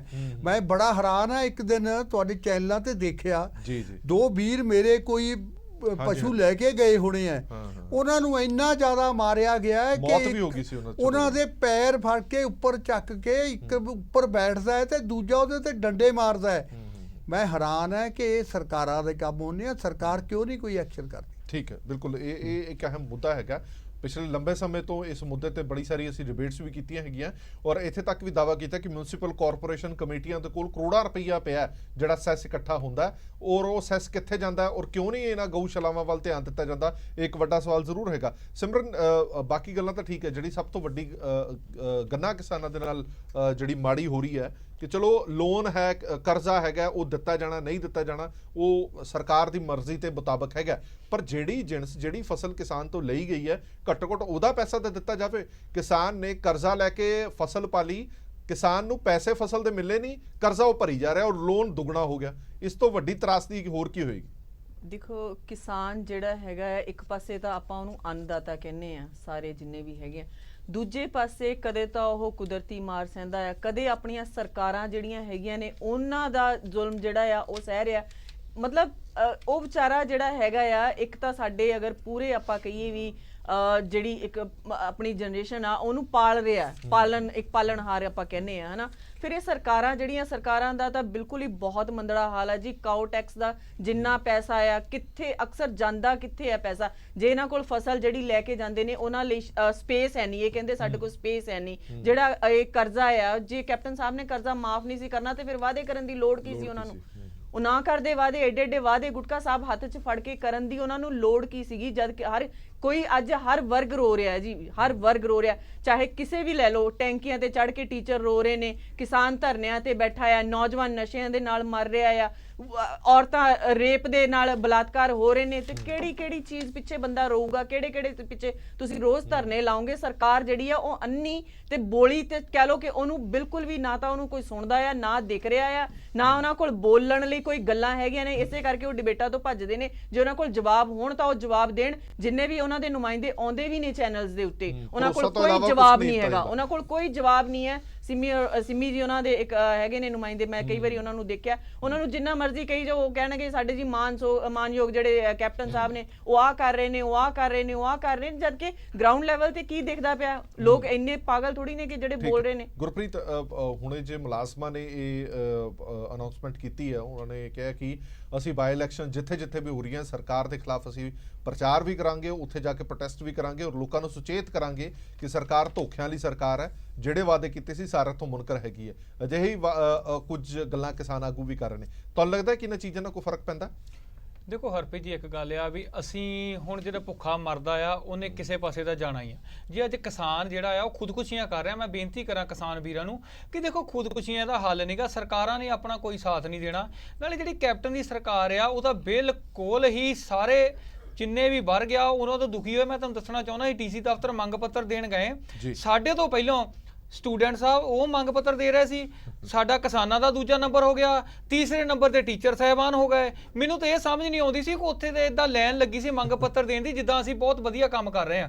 ਬਾਕੀ ਅਸੀਂ ਵੀ ਬਾਈ ਇਲੈਕਸ਼ਨ ਜਿੱਥੇ ਹੋਣਗੇ ਉੱਥੇ ਸਰਕਾਰ ਦਾ ਵਿਰੋਧ ਕਰਾਂਗੇ, ਲੋਕਾਂ ਨੂੰ ਸੁਚੇਤ ਕਰਾਂਗੇ, ਅਸੀਂ ਆਪਣਾ ਹੱਕ ਮੰਗ ਰਹੇ ਹਾਂ। ਜੇ ਇਹਨਾਂ ਦੇ ਕੋਲ ਖਜ਼ਾਨਾ ਖਾਲੀ ਆ ਭਾਈ, ਅਸੀਂ ਹੱਥ ਜੋੜ ਕੇ ਬੇਨਤੀ ਕਰਦੇ ਮਨਪ੍ਰੀਤ ਬਾਦਲ ਜੀ, ਤੁਹਾਡਾ ਖੇਤੀਬਾੜੀ ਦਾ ਕੰਮ ਚੰਗਾ ਆ, ਆਪਣੇ ਘਰ ਜਾਓ, ਆਪਣਾ ਕੰਮ ਛੱਡੋ, ਤੁਸੀਂ ਮੰਤਰੀ ਪਦ ਤੋਂ ਕੀ ਲੈਣਾ, ਆਪਣਾ ਅਹੁਦਾ ਛੱਡੋ, ਕੈਪਟਨ ਸਾਹਿਬ ਆਪਣਾ ਕੰਮ ਕਾਂਡਾ, ਹੋਰ ਕਿਸੇ ਨੂੰ ਗਾਂਹ ਆਉਣ ਦਿਓ। ਕੋਈ ਕਿਸਾਨ ਨੂੰ ਲੈ ਲਓ ਜਿਹੜਾ ਤੁਹਾਡੇ ਸੁਝਾਅ ਦੇ ਸਕੇ, ਕੋਈ ਟੀਚਰ ਸਾਹਿਬਾਨ ਲਾਓ। ਮੈਨੂੰ ਤੇ ਇੱਕ ਗੱਲ ਸਮਝ ਨਹੀਂ ਆਉਂਦੀ, ਜੇ ਤੁਹਾਡੇ ਕੋਲ ਹੈ ਨਹੀਂ ਭਾਈ ਸਾਡਾ ਕੀ ਕਸੂਰ ਆ, ਅਸੀਂ ਤਾਂ ਚਾਹ ਪੀਨੇ ਉੱਤੇ ਵੀ ਟੈਕਸ ਦਿੰਨੇ ਆ, ਜੇ ਗੱਡੀ 'ਚ ਤੇਲ ਫੂਕਦੇ ਉੱਤੇ ਵੀ ਟੈਕਸ ਦਿੰਨੇ ਆ, ਸਾਡੀ ਤਾਂ ਕੋਈ ਗਲਤੀ ਨਹੀਂ। ਜੇ ਅਸੀਂ ਗੰਨਾ ਬੀਜਿਆ ਉਹ ਅਸੀਂ ਕੋਈ ਮਾੜਾ ਕੰਮ ਕੀਤਾ, ਸਾਨੂੰ ਜਿਹੜਾ ਉਹਦਾ ਪੈਸਾ ਨਹੀਂ ਮਿਲ ਰਿਹਾ। ਜਿੱਥੇ ਜਿੱਥੇ ਬਾਈ ਇਲੈਕਸ਼ਨ ਅੱਗੇ ਤੋਂ ਰਕਬਾ ਘਟ ਗਿਆ ਥੋੜਾ ਬਿਲਕੁਲ ਬਿਲਕੁਲ ਜੀ, ਗੰਨੇ ਦਾ ਰਕਬਾ ਜਿਹੜਾ ਬਹੁਤ ਜ਼ਿਆਦਾ ਘਟ ਗਿਆ ਅੱਗੇ ਨਾਲੋਂ, ਉਹ ਬਹੁਤ ਘਟ ਗਿਆ ਕਿਉਂਕਿ ਕਿਸਾਨ ਹੋਰ ਕਰੇ ਵੀ ਕੀ। ਤੇ ਮੈਂ ਦੋਨੇ ਪਾਰਟੀਆਂ ਨੁਮਾਇੰਦੇ ਬੈਠੇ, ਅਕਾਲੀ ਦਲ ਦੇ ਵੀ, ਆਮ ਆਦਮੀ ਦੇ ਵੀ, ਤੇ ਆਪਣੇ ਸਿੱਧਪੁਰ ਸਾਹਿਬ ਵੀ ਬੈਠੇ ਨੇ। ਮੈਂ ਸਾਰੀਆਂ ਕਿਸਾਨ ਜਥੇਬੰਦੀਆਂ ਪਾਰਟੀਆਂ ਨੂੰ ਬੇਨਤੀ ਕਰਦਾ ਕਿ ਇੱਕ ਪਲੇਟਫਾਰਮ ਤੇ ਆਓ, ਆ ਕੇ ਸੱਚ ਦਾ ਸਾਥ ਦਿਓ। ਇਹਨਾਂ ਨੂੰ ਮੈਂ ਬੇਨਤੀ ਕਰਦਾ ਵੀ ਜਿੱਥੇ ਕਿਸਾਨਾਂ ਦਾ ਧਰਨਾ ਹੁੰਦਾ ਜਾਂ ਟੀਚਰ ਸਾਹਿਬਾਨ ਦਾ ਹੁੰਦਾ, ਜ਼ਰੂਰ ਜਾ ਕੇ ਉਹਨਾਂ ਦੀ ਮਦਦ ਕਰਿਆ ਕਰੋ, ਉਹ ਸੱਚ ਲਈ ਖੜਦੇ ਆ। ਕਾਂਗਰਸ ਨੂੰ ਜਿਹੜੀ ਬਿਲਕੁਲ ਪੰਜਾਬ ਨੂੰ ਨਸ਼ੇ ਦੇ ਤੌਰ ਤੇ ਨੌਜਵਾਨੀ ਕਿਸਾਨੀ ਨੂੰ ਖਤਮ ਕਰ ਦੇਣਾ ਚਾਹੁੰਦੀ, ਜਿਹੜਾ ਇੱਕ ਆਪਾਂ ਨੂੰ ਸਿੱਖਿਆ ਦਿੰਦਾ ਟੀਚਰ, ਉਹ ਸੜਕਾਂ ਤੇ ਰੁਲਦਾ, ਅੰਨਦਾਤਾ ਸੜਕਾਂ ਤੇ ਰੁਲਦਾ, ਨੌਜਵਾਨ ਅੱਜ ਮਰ ਰਿਹਾ, ਪੰਜਾਬ ਖਤਮ ਹੋ ਜਾਣਾ। ਜੇ ਇਸ ਨੂੰ ਬਚਾਉਣਾ ਅਸੀਂ ਕਿਸੇ ਲਈ ਨਹੀਂ ਕਰਨਾ। ਜੇ ਮੈਂ ਕਹਿੰਦਾ ਵੀ ਕਿਸਾਨਾਂ ਨੂੰ ਬੇਨਤੀ ਕਰਦਾ ਕਿ ਘਰਾਂ ਚੋਂ ਨਿਕਲੋ, ਇਹ ਮੇਰਾ ਇਕੱਲੇ ਦਾ ਜਾਂ ਹੋਰ ਕਿਸੇ ਦਾ ਕੰਮ ਨਹੀਂ, ਆਪਣੇ ਆਪਣੇ ਹੱਕ ਲਈ ਸਾਨੂੰ ਤੁਰਨਾ ਪੈਣਾ ਇਹਦੇ ਵਿੱਚ। ਬਾਲੀ ਸਾਹਿਬ ਇੱਕ ਗੱਲ ਦੱਸੋ, ਇਹ ਖਾਸ ਤੌਰ ਤੇ ਜ਼ਿਮਨੀ ਚੋਣਾਂ ਦੇ ਵਿੱਚ ਹੁਣ ਪ੍ਰਚਾਰ ਇੱਕ ਵਾਰ ਫਿਰ ਤੋਂ ਜ਼ੋਰ ਫੜੇਗਾ। ਸਰਕਾਰ ਆਪਣੀਆਂ 2.5 ਸਾਲਾਂ ਦੀਆਂ ਪ੍ਰਾਪਤੀਆਂ ਵਾਰ-ਵਾਰ ਗਿਣਾਏਗੀ ਔਰ ਉਹਨਾਂ ਪ੍ਰਾਪਤੀਆਂ ਤੇ ਵਿਰੋਧੀ ਧਿਰ ਕਹੇਗੀ ਕਿ ਇਹ ਪ੍ਰਾਪਤੀਆਂ ਨੇ ਇਹਨਾਂ ਦੀਆਂ ਨਲਾਇਕੀਆਂ ਨੇ। ਪਰ ਤੁਹਾਨੂੰ ਲੱਗਦਾ ਨਹੀਂ ਕਿ ਜਦੋਂ 2.5 ਸਾਲ ਗੁਜ਼ਰ ਜਾਂਦੇ ਨੇ ਸਰਕਾਰ ਦੇ, ਫਿਰ ਲੋਕਾਂ ਨੂੰ ਦੱਸਣ ਦੀ ਕੋਈ ਜ਼ਰੂਰਤ ਪੈਂਦੀ ਨਹੀਂ, ਕਿਉਂਕਿ ਗਰਾਊਂਡ ਰਿਪੋਰਟ ਸਾਰਿਆਂ ਦੇ ਕੋਲ ਹੁੰਦੀ ਹੈ ਕਿ ਸਰਕਾਰ ਨੇ 2.5 ਸਾਲਾਂ ਦੇ ਵਿੱਚ ਕੀਤਾ ਕੀ ਹੈ। ਅਜਿਹੇ ਦੇ ਵਿੱਚ ਵਿਰੋਧੀ ਧਿਰ ਦਾ ਮੈਨੂੰ ਲੱਗਦਾ ਕਿ ਜ਼ਿਆਦਾ ਕੋਈ ਕੰਮ ਬਚ ਨਹੀਂ ਜਾਂਦਾ ਕਿ ਲੋਕਾਂ ਨੂੰ ਦੱਸਿਆ ਜਾਵੇ ਕਿ ਸਰਕਾਰ ਨੇ ਕੀਤਾ ਜਾਂ ਨਹੀਂ ਕੀਤਾ। ਤੇ ਹਰਪ੍ਰੀਤ ਜੀ, ਤੁਸੀਂ ਬਹੁਤ ਐਕਸਪੀਰੀਅੰਸ ਹੈ ਤੁਹਾਨੂੰ ਟੀਵੀ ਦਾ ਔਰ ਡਿਬੇਟਸ ਦਾ ਤੁਸੀਂ ਕਰਦੇ ਹੋ। ਮੈਂ ਸਿਰਫ ਤੁਹਾਨੂੰ ਇੱਕ ਬੇਨਤੀ ਕਰਨਾ ਚਾਹਾਂਗਾ ਕਿ ਤੁਸੀਂ ਆਪ ਹੀ ਦੱਸ ਦਿਓ, ਤੁਸੀਂ ਐਜੂਕੇਟਡ ਹੋ, ਪੜ੍ਹੇ ਲਿਖੇ ਹੋ, ਹਰ ਚੀਜ਼ ਤੁਹਾਨੂੰ ਪਤਾ ਇਸ ਚੀਜ਼ ਦੀ। ਚਲੋ ਅਸੀਂ ਲੋਕ ਤਾਂ ਪਾਰਟੀਆਂ ਨੂੰ ਡਿਬੇਟ ਕਰਦੇ ਹਾਂ, ਪਾਰਟੀਆਂ ਨੂੰ ਕਹਿੰਦੇ, ਆਪਣੀ ਪਾਰਟੀ ਨੂੰ ਵੀ ਅੱਛਾ ਕਹਾਂਗੇ ਕਿਉਂਕਿ ਸਾਡਾ ਇਹ ਫਰਜ਼ ਹੈ, ਕਿਉਂਕਿ ਅਸੀਂ ਆਪਣੀ ਪਾਰਟੀ ਦੇ ਬਾਰੇ ਜ਼ਰੂਰ ਬੋਲਣਾ ਔਰ ਦੱਸਣਾ ਵੀ ਹੈ। ਮੈਂ ਤੇ ਤੁਹਾਡੇ ਕੋਲੋਂ ਇਹ ਪੁੱਛ ਲੈਣਾਗਾ ਕਿ 161 ਹੁਣ ਆ ਕਿਸੇ ਪਾਰਟੀਆਂ ਦੇ ਨੁਮਾਇੰਦੇ ਤਾਂ ਨਹੀਂ, 161 ਮੁੱਦਿਆਂ ਦੇ ਵਿੱਚੋਂ ਅਗਰ ਇਹ 10 ਦਿਨ ਵੀ ਅਸੀਂ 140 ਮੁੱਦੇ ਪੂਰੇ ਕਰਤੇ ਨੇ ਤੇ ਜੀ ਅਸੀਂ ਸਿਲੰਡਰ ਕਰਨ ਨੂੰ ਤਿਆਰ ਆ। ਅਸੀਂ ਆਪਣੀ ਪਾਰਟੀ ਬਾਰੇ ਵੀ ਕਹਿਣ ਨੂੰ ਤਿਆਰ ਆ ਕਿ ਨਹੀਂ ਜੀ ਸਾਡੀ ਪਾਰਟੀ ਜਿਹੜੀ ਬੈਠੀ ਹੈ ਤੁਹਾਡੇ ਟੀਵੀ ਤੇ ਹੀ ਕਹਿ ਦਿਆਂਗੇ। ਸਰਕਾਰ ਤਾਂ ਐਡੇ ਵੱਡੇ ਇਸ਼ਤਿਹਾਰ ਲਵਾਉਂਦੀ, ਅਖਬਾਰਾਂ ਦੇ ਵਿੱਚ ਇਸ਼ਤਿਹਾਰ ਲਗਾਏ ਗਏ, ਇਸ਼ਤਿਹਾਰਾਂ ਤੇ ਵੀ ਆਪਾਂ ਤੁਹਾਡੇ ਟੀਵੀ ਤੇ ਡਿਬੇਟ ਕੀਤੀ ਸੀ। ਅਸੀਂ ਤਾਂ ਬਾਰ-ਬਾਰ ਕਹਿੰਦੇ ਆ, ਜਿਹੜਾ ਆਪਣੇ ਲੀਡਰ ਨੂੰ ਮੁੱਖ ਮੰਤਰੀ ਝੂਠ ਬੋਲ ਸਕਦਾ ਜਾ ਕੇ ਦਿੱਲੀ ਦੇ ਵਿੱਚ, ਸੋਨੀਆ ਗਾਂਧੀ ਨੂੰ ਬਾਰ-ਬਾਰ ਕਹਿੰਦੇ ਆ, ਰਾਹੁਲ ਗਾਂਧੀ ਨੂੰ, ਤੁਹਾਨੂੰ ਤਾਂ ਵੈਸੇ ਹੀ ਝੂਠ ਬੋਲੇਗਾ ਉਹ। ਸਵੇਰ ਤੋਂ ਸ਼ਾਮ ਤੱਕ ਇੱਕੋ ਹੀ ਕੰਮ ਹੈ। ਜਿਹੜੇ ਕੈਂਡੀਡੇਟ ਆਏ ਨੇ ਉਹ ਦੱਸਦੇ ਆ ਜੀ ਕਿਹੜੇ ਨੇ। ਅੱਜ ਜੇ ਮੈਂ ਕਹਾਂ ਕਿ ਹਰਿਆਣੇ 'ਚ ਕੀ ਹੋਇਆ, ਜਿਹੜਾ ਮੈਂ 6 ਮਹੀਨੇ ਪਹਿਲੇ ਬੋਲਿਆ ਸੀ ਕਿ ਟਿਕਟਾਂ ਵਿਕਦੀਆਂ ਇਹਨਾਂ ਦੀਆਂ, ਅੱਜ ਤਵਰ ਬੋਲਿਆ ਕਿ ਟਿਕਟਾਂ ਵਿਕਦੀਆਂ ਨੇ। ਜਿਹੜਾ ਇਹਨਾਂ ਦਾ ਪ੍ਰਧਾਨ ਹੈਗਾ, ਇੰਨੀ ਇਹਨਾਂ ਨੇ ਕ੍ਰੀਏਟ ਕਰਤੀਆਂ ਨੇ ਚੀਜ਼ਾਂ ਪਬਲਿਕ ਦੇ ਅੰਦਰ, ਗੌਰਮੈਂਟ ਨੇ ਇੰਨੀਆਂ ਕਰਤੀਆਂ ਨੇ ਕਿ ਕੋਈ ਸਤਰ ਹੀ ਨਹੀਂ ਰਹਿ ਗਿਆ ਹੈਗਾ ਝੂਠ ਦਾ। ਵੀ ਅਗਲਾ ਕਹਿੰਦਾ ਜੀ ਇੰਨਾ ਕੁ ਝੂਠ ਬੋਲਿਆ, ਇੰਨਾ ਕੁ ਨਮਕ ਪਾਇਆ, ਇੰਨਾ ਕੁ ਉਹਦੇ 'ਚ ਮਿੱਠਾ ਪਾਇਆ, ਚਲੋ ਗੱਲ ਇੱਥੇ ਤੇ ਸਾਰਾ ਨਮਕ ਹੀ ਨਮਕ ਹੈਗਾ ਵੀ ਕੋਈ ਇਹੋ ਜਿਹੀ ਗੱਲ ਹੀ ਨਹੀਂ, ਝੂਠ ਹੀ ਝੂਠੇ, ਦਾਲ ਹੀ ਸਾਰੀ ਕਾਲੀ ਹੈਗੀ ਹੈ। ਇਹ ਮੰਨਣ ਲੱਗਾ ਕਿ ਕੈਪਟਨ ਅਮਰਿੰਦਰ ਸਿੰਘ ਨੇ ਪੰਜਾਬ ਦੇ ਅੰਦਰ ਜਿਹੜੀ ਬਿਲਕੁਲ ਜਿਹਨੂੰ ਕਹਿੰਦੇ ਨੇ ਕਿ ਇੰਨੀਆਂ ਚੀਜ਼ਾਂ ਕ੍ਰੀਏਟ ਕਰਤੀਆਂ ਨੇ ਕਿ ਅੱਜ ਲੋਕ ਸਾਰੇ ਸੜਕਾਂ ਤੇ ਨੇ। ਮੇਰੀ ਛੋਟੀ ਭੈਣ ਨੇ ਵੀ ਇਹੀ ਗੱਲ ਕਹੀ ਹੈ ਕਿ ਕਿਹੜੀ ਇਹੋ ਜਿਹੀ ਸੰਸਥਾ, ਉਹਦਾ ਨਾਮ ਲੈ ਦਿਓ, ਦੁਖੀ ਨੇ ਸਾਰੇ ਕੋਈ ਇੱਕ ਦੇ ਤਾਂ ਹੋਵੇ ਬੰਦਾ। ਮੈਂ ਕਹਿੰਦਾ ਇੰਪਲਾਈਜ਼ ਹੋਣ ਜਾਂ ਟੀਚਰਸ ਹੋਣ ਜਾਂ ਕਿਸਾਨ ਹੋਣ, ਗੰਨਾ ਕਿਸਾਨ ਹੋਣ ਜਾਂ ਨੌਜਵਾਨ ਹੋਣ ਜਾਂ ਇੰਡਸਟਰੀ ਹੋਵੇ ਜਾਂ ਗਰੀਬ ਆਦਮੀ ਹੋਵੇ ਜਾਂ ਛੋਟਾ ਦੁਕਾਨਦਾਰ ਹੋਵੇ, ਕੋਈ ਬੰਦਾ ਤਾਂ ਹੋਵੇ, ਕੋਈ ਦਿਹਾੜੀਦਾਰ ਹੋਵੇ, ਉਹ ਵੀ ਖਤਮ ਕਰਤੇ ਇਹਨਾਂ ਨੇ। ਇਲੈਕਸ਼ਨ ਤੇ ਕੋਈ ਅਸਰ ਪਏਗਾ? ਕੋਈ ਬਿਲਕੁਲ ਅਸਰ ਪਏਗਾ ਜੀ ਇਸ ਚੀਜ਼ ਦਾ। ਲੋਕ ਇਹ ਕਹਿਣਗੇ ਤੁਹਾਡੇ ਵੀ ਧੰਨਵਾਦੀ ਆ ਇਲੈਕਟ੍ਰੋਨਿਕ ਮੀਡੀਆ ਦੇ ਔਰ ਪ੍ਰਿੰਟ ਮੀਡੀਆ ਦੇ ਵੀ ਧੰਨਵਾਦੀ ਆ। ਅਸੀਂ ਬਾਰ-ਬਾਰ ਇਹ ਗੱਲ ਕਹਿੰਦੇ ਆ ਕਿ ਸੱਚਾਈ ਜ਼ਰੂਰ ਦੱਸੋ ਇਸ ਚੀਜ਼ ਨੂੰ। ਤੁਸੀਂ ਦਿਖਾਈ ਰਹੇ ਹੋ ਨਾ ਸੱਚਾਈ, ਤੇ ਅਸੀਂ ਬੋਲ ਰਹੇ ਆ। ਅਸੀਂ ਆਪਣੀ ਪਾਰਟੀ ਵੱਲੋਂ ਕਹਿ ਰਹੇ ਹਾਂ, ਮਗਰ ਲੋਕਾਂ ਅੰਦਰ ਸੱਚਾਈ ਜਾਏਗੀ। ਹੈ 50 ਲੱਖ ਨੌਕਰੀਆਂ ਕਿੱਥੇ 25 ਲੱਖ ਦੇਤੀਆਂ, 25 ਲੱਖ ਤੋਂ ਬਾਅਦ ਇਹ ਕਿਹਾ ਜੀ ਅਸੀਂ 24 ਲੱਖ ਦੇਵਾਂਗੇ ਇਲੈਕਸ਼ਨ 'ਚ, ਉਦੋਂ ਦੇਤੀਆਂ। ਹੁਣ ਫਿਰ ਕੋਈ ਹੋਰ ਵਾਅਦਾ ਕਰ ਲਵੇ ਅਮਰਿੰਦਰ ਸਿੰਘ ਕਿ ਹੁਣ ਇਹਨਾਂ ਇਲੈਕਸ਼ਨਾਂ ਤੋਂ ਬਾਅਦ ਮੈਨੂੰ ਜਿਤਾ ਦਿਓ, ਮੈਂ ਕੁਝ ਹੋਰ ਦੇ ਦਾਂਗਾ। ਐਲਾਨ ਹੀ ਕਰਦਾ ਔਰ ਕੁਝ ਨਹੀਂ ਕਰਦਾ ਇਹਨਾਂ ਨੇ, ਨਿਲ ਬਿਲਕੁਲ। ਸਿਮਰਨ, ਵਾਰ-ਵਾਰ ਸਰਕਾਰ ਤੋਂ ਜਦੋਂ ਇਹ ਸਵਾਲ ਕੀਤੇ ਜਾਂਦੇ ਨੇ ਕਿ ਤੁਸੀਂ ਇਹ ਵਾਅਦਾ ਕਿਉਂ ਕੀਤਾ ਸੀਗਾ ਵੀ ਜੇ ਮੁਕੰਮਲ ਤੌਰ ਤੇ ਕਰਜ਼ਾ ਮਾਫ ਨਹੀਂ ਹੋ ਸਕਦਾ ਸੀਗਾ ਤੇ ਵਾਅਦਾ ਕਿਉਂ ਕੀਤਾ ਸੀ, ਤਾਂ ਉਹ ਇੱਕ ਕੜਾਇਆ ਜਵਾਬ ਦਿੰਦੇ ਸਾਨੂੰ ਆਰਥਿਕ ਸਥਿਤੀ ਪੰਜਾਬ ਦੀ ਨਹੀਂ ਪਤਾ ਸੀ, ਖਜ਼ਾਨੇ ਦੀ ਸਿਚੁਏਸ਼ਨ ਨਹੀਂ ਪਤਾ ਸੀ ਕਿ ਇੰਨੀ ਮਾੜੀ ਹੈਗੀ ਹੈ, ਇੰਨਾ ਨਿਗਾਰ ਆਇਆ ਪਿਆ ਖਜ਼ਾਨੇ ਦਾ, ਜੇ ਪਤਾ ਹੁੰਦਾ ਤਾਂ ਸ਼ਾਇਦ ਅਜਿਹਾ ਬਿਆਨ ਨਾ ਦਿੰਦੇ। ਇਹ ਉਹਨਾਂ ਦਾ ਤਰਕ ਤੁਹਾਨੂੰ ਠੀਕ ਲੱਗਦਾ? ਹਰਪ੍ਰੀਤ ਜੀ, ਕੈਪਟਨ ਸਾਹਿਬ ਦੇ ਆਪਣੇ ਆਪ ਲਈ ਤਾਂ ਮੈਨੂੰ ਲੱਗਦਾ ਵੀ ਖਜ਼ਾਨਾ ਪੂਰਾ ਐਨ ਭਰਿਆ ਪਿਆ, ਉਹਨਾਂ ਦੇ ਆਪਣੇ ਆਰਾਮ ਲਈ, ਉਹਨਾਂ ਦੇ ਆਪਣੀਆਂ ਫੈਸਿਲਿਟੀਆਂ ਲਈ, ਉਹਨਾਂ ਲਈ ਸਾਰਾ ਖਜ਼ਾਨਾ ਐਨ ਭਰਿਆ ਹੋਇਆ। ਖਜ਼ਾਨਾ ਕਿਹਨਾਂ ਲਈ ਨਹੀਂ ਹੈਗਾ, ਉਹ ਹੈਗਾ ਪੰਜਾਬ ਦੀ ਜਨਤਾ ਲਈ। ਉਹਨਾਂ ਕੋਲ ਕੁਝ ਨਹੀਂ ਹੈਗਾ, ਉਹ ਖਾਲੀ ਪਿਆ ਉਹਨਾਂ ਕੋਲ। ਉਹ ਜਿੰਨੀ ਵਾਰੀ ਵੀ ਉਹਨਾਂ ਕੋਲ ਸੁਣ ਲਓ ਖਾਲੀ ਆ ਜੀ। ਅੱਜ ਉਹਨਾਂ ਨੂੰ ਕਹੋ ਵੀ ਘੁੰਮਣ ਜਾਣਾ ਆ ਤਾਂ ਮੈਨੂੰ ਲੱਗਦਾ ਵੀ ਉਹਨਾਂ ਦੀਆਂ ਫਲਾਈਟ ਦੀਆਂ ਟਿਕਟਾਂ ਵੀ ਵਧੀਆ ਹੋ ਜਾਣੀਆਂ, VIP ਟ੍ਰੀਟਮੈਂਟ ਵੀ ਉਹਨਾਂ ਨੂੰ ਮਿਲ ਜਾਣਾ, ਸਾਰਾ ਕੁਝ ਉਹਨਾਂ ਕੋਲ ਹੋ ਜਾਣਾ ਆ। ਜਨਤਾ ਲਈ ਹੈ ਨਹੀਂ ਕੁਝ ਵੀ ਉਹਨਾਂ ਕੋਲ। ਸੋ ਇਹ ਜਨਤਾ ਨੂੰ ਸੋਚਣਾ ਚਾਹੀਦਾ ਆ, ਸਮਝਣਾ ਚਾਹੀਦਾ ਆ। ਹੁਣ ਜਿਹੜੀਆਂ ਇਲੈਕਸ਼ਨਸ ਹੋ ਰਹੀਆਂ ਨੇ ਜਾਂ ਉਹਦੇ ਵਿੱਚ ਉਹਨਾਂ ਨੂੰ ਉਹ ਦੱਸਣਾ ਚਾਹੀਦਾ ਆ, ਉਹਨਾਂ ਨੂੰ ਰਿਜ਼ਲਟ ਦੇਣਾ ਚਾਹੀਦਾ ਵੀ ਆਹ ਦੇਖੋ ਆਹ ਰਿਜ਼ਲਟ ਆ ਤੁਹਾਡਾ, ਜਿਹੜਾ ਤੁਸੀਂ 2.5 ਸਾਲਾਂ ਦੇ ਵਿੱਚ ਕੰਮ ਕੀਤਾ ਆ ਉਹਦਾ ਰਿਜ਼ਲਟ ਤੁਹਾਨੂੰ ਅਸੀਂ ਦੇ ਰਹੇ ਹਾਂ।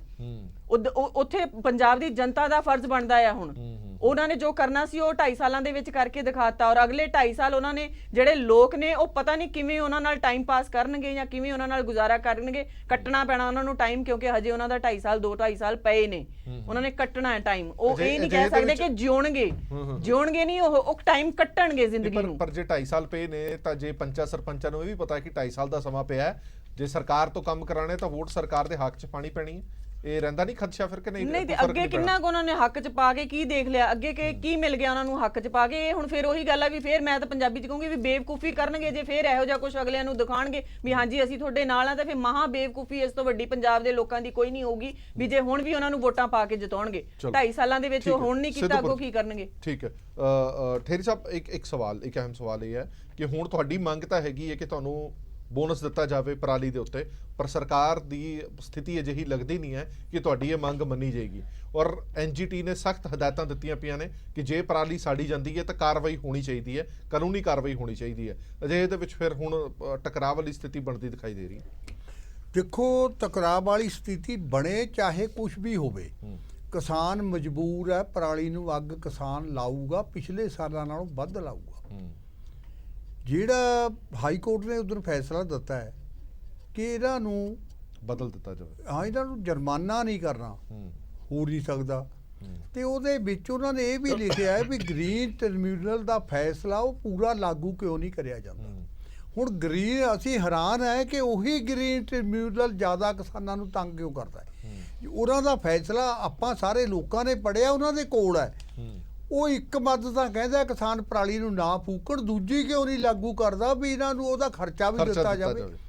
ਜਦੋਂ ਤੱਕ ਸਾਨੂੰ ਕਿਸਾਨੀ ਨੂੰ ਖਰਚਾ ਨਹੀਂ ਮਿਲਦਾ, ਕਿਸਾਨਾਂ ਨੂੰ ਮਜਬੂਰ ਹੋ ਕੇ ਪਰਾਲੀ ਫੂਕਣੀ ਪਊ। ਕਿਸਾਨ ਚਾਹੁੰਦਾ ਨਹੀਂ ਪਰਾਲੀ ਨੂੰ ਅੱਗ ਲਾਈਏ, ਕਿਉਂਕਿ ਜਦੋਂ ਸਭ ਤੋਂ ਪਹਿਲਾਂ ਜਿਹਨੇ ਮਾਚਿਸ ਬਾਲਣੀ ਆ ਉਹਦੀਆਂ ਅੱਖਾਂ ਨੂੰ ਧੂੰਆਂ ਲੱਗਣਾ, ਉਸ ਤੋਂ ਬਾਅਦ ਉਹਦੇ ਬੱਚਿਆਂ ਨੂੰ, ਉਹਦੇ ਪਿੰਡ ਨੂੰ, ਉਹਦੇ ਇਲਾਕੇ 'ਚ ਧੂੰਆਂ ਹੋਣਾ। ਅਸੀਂ ਨਹੀਂ ਚਾਹੁੰਦੇ ਵੀ ਅਸੀਂ ਅੱਗ ਲਾਈਏ ਪਰਾਲੀ ਨੂੰ।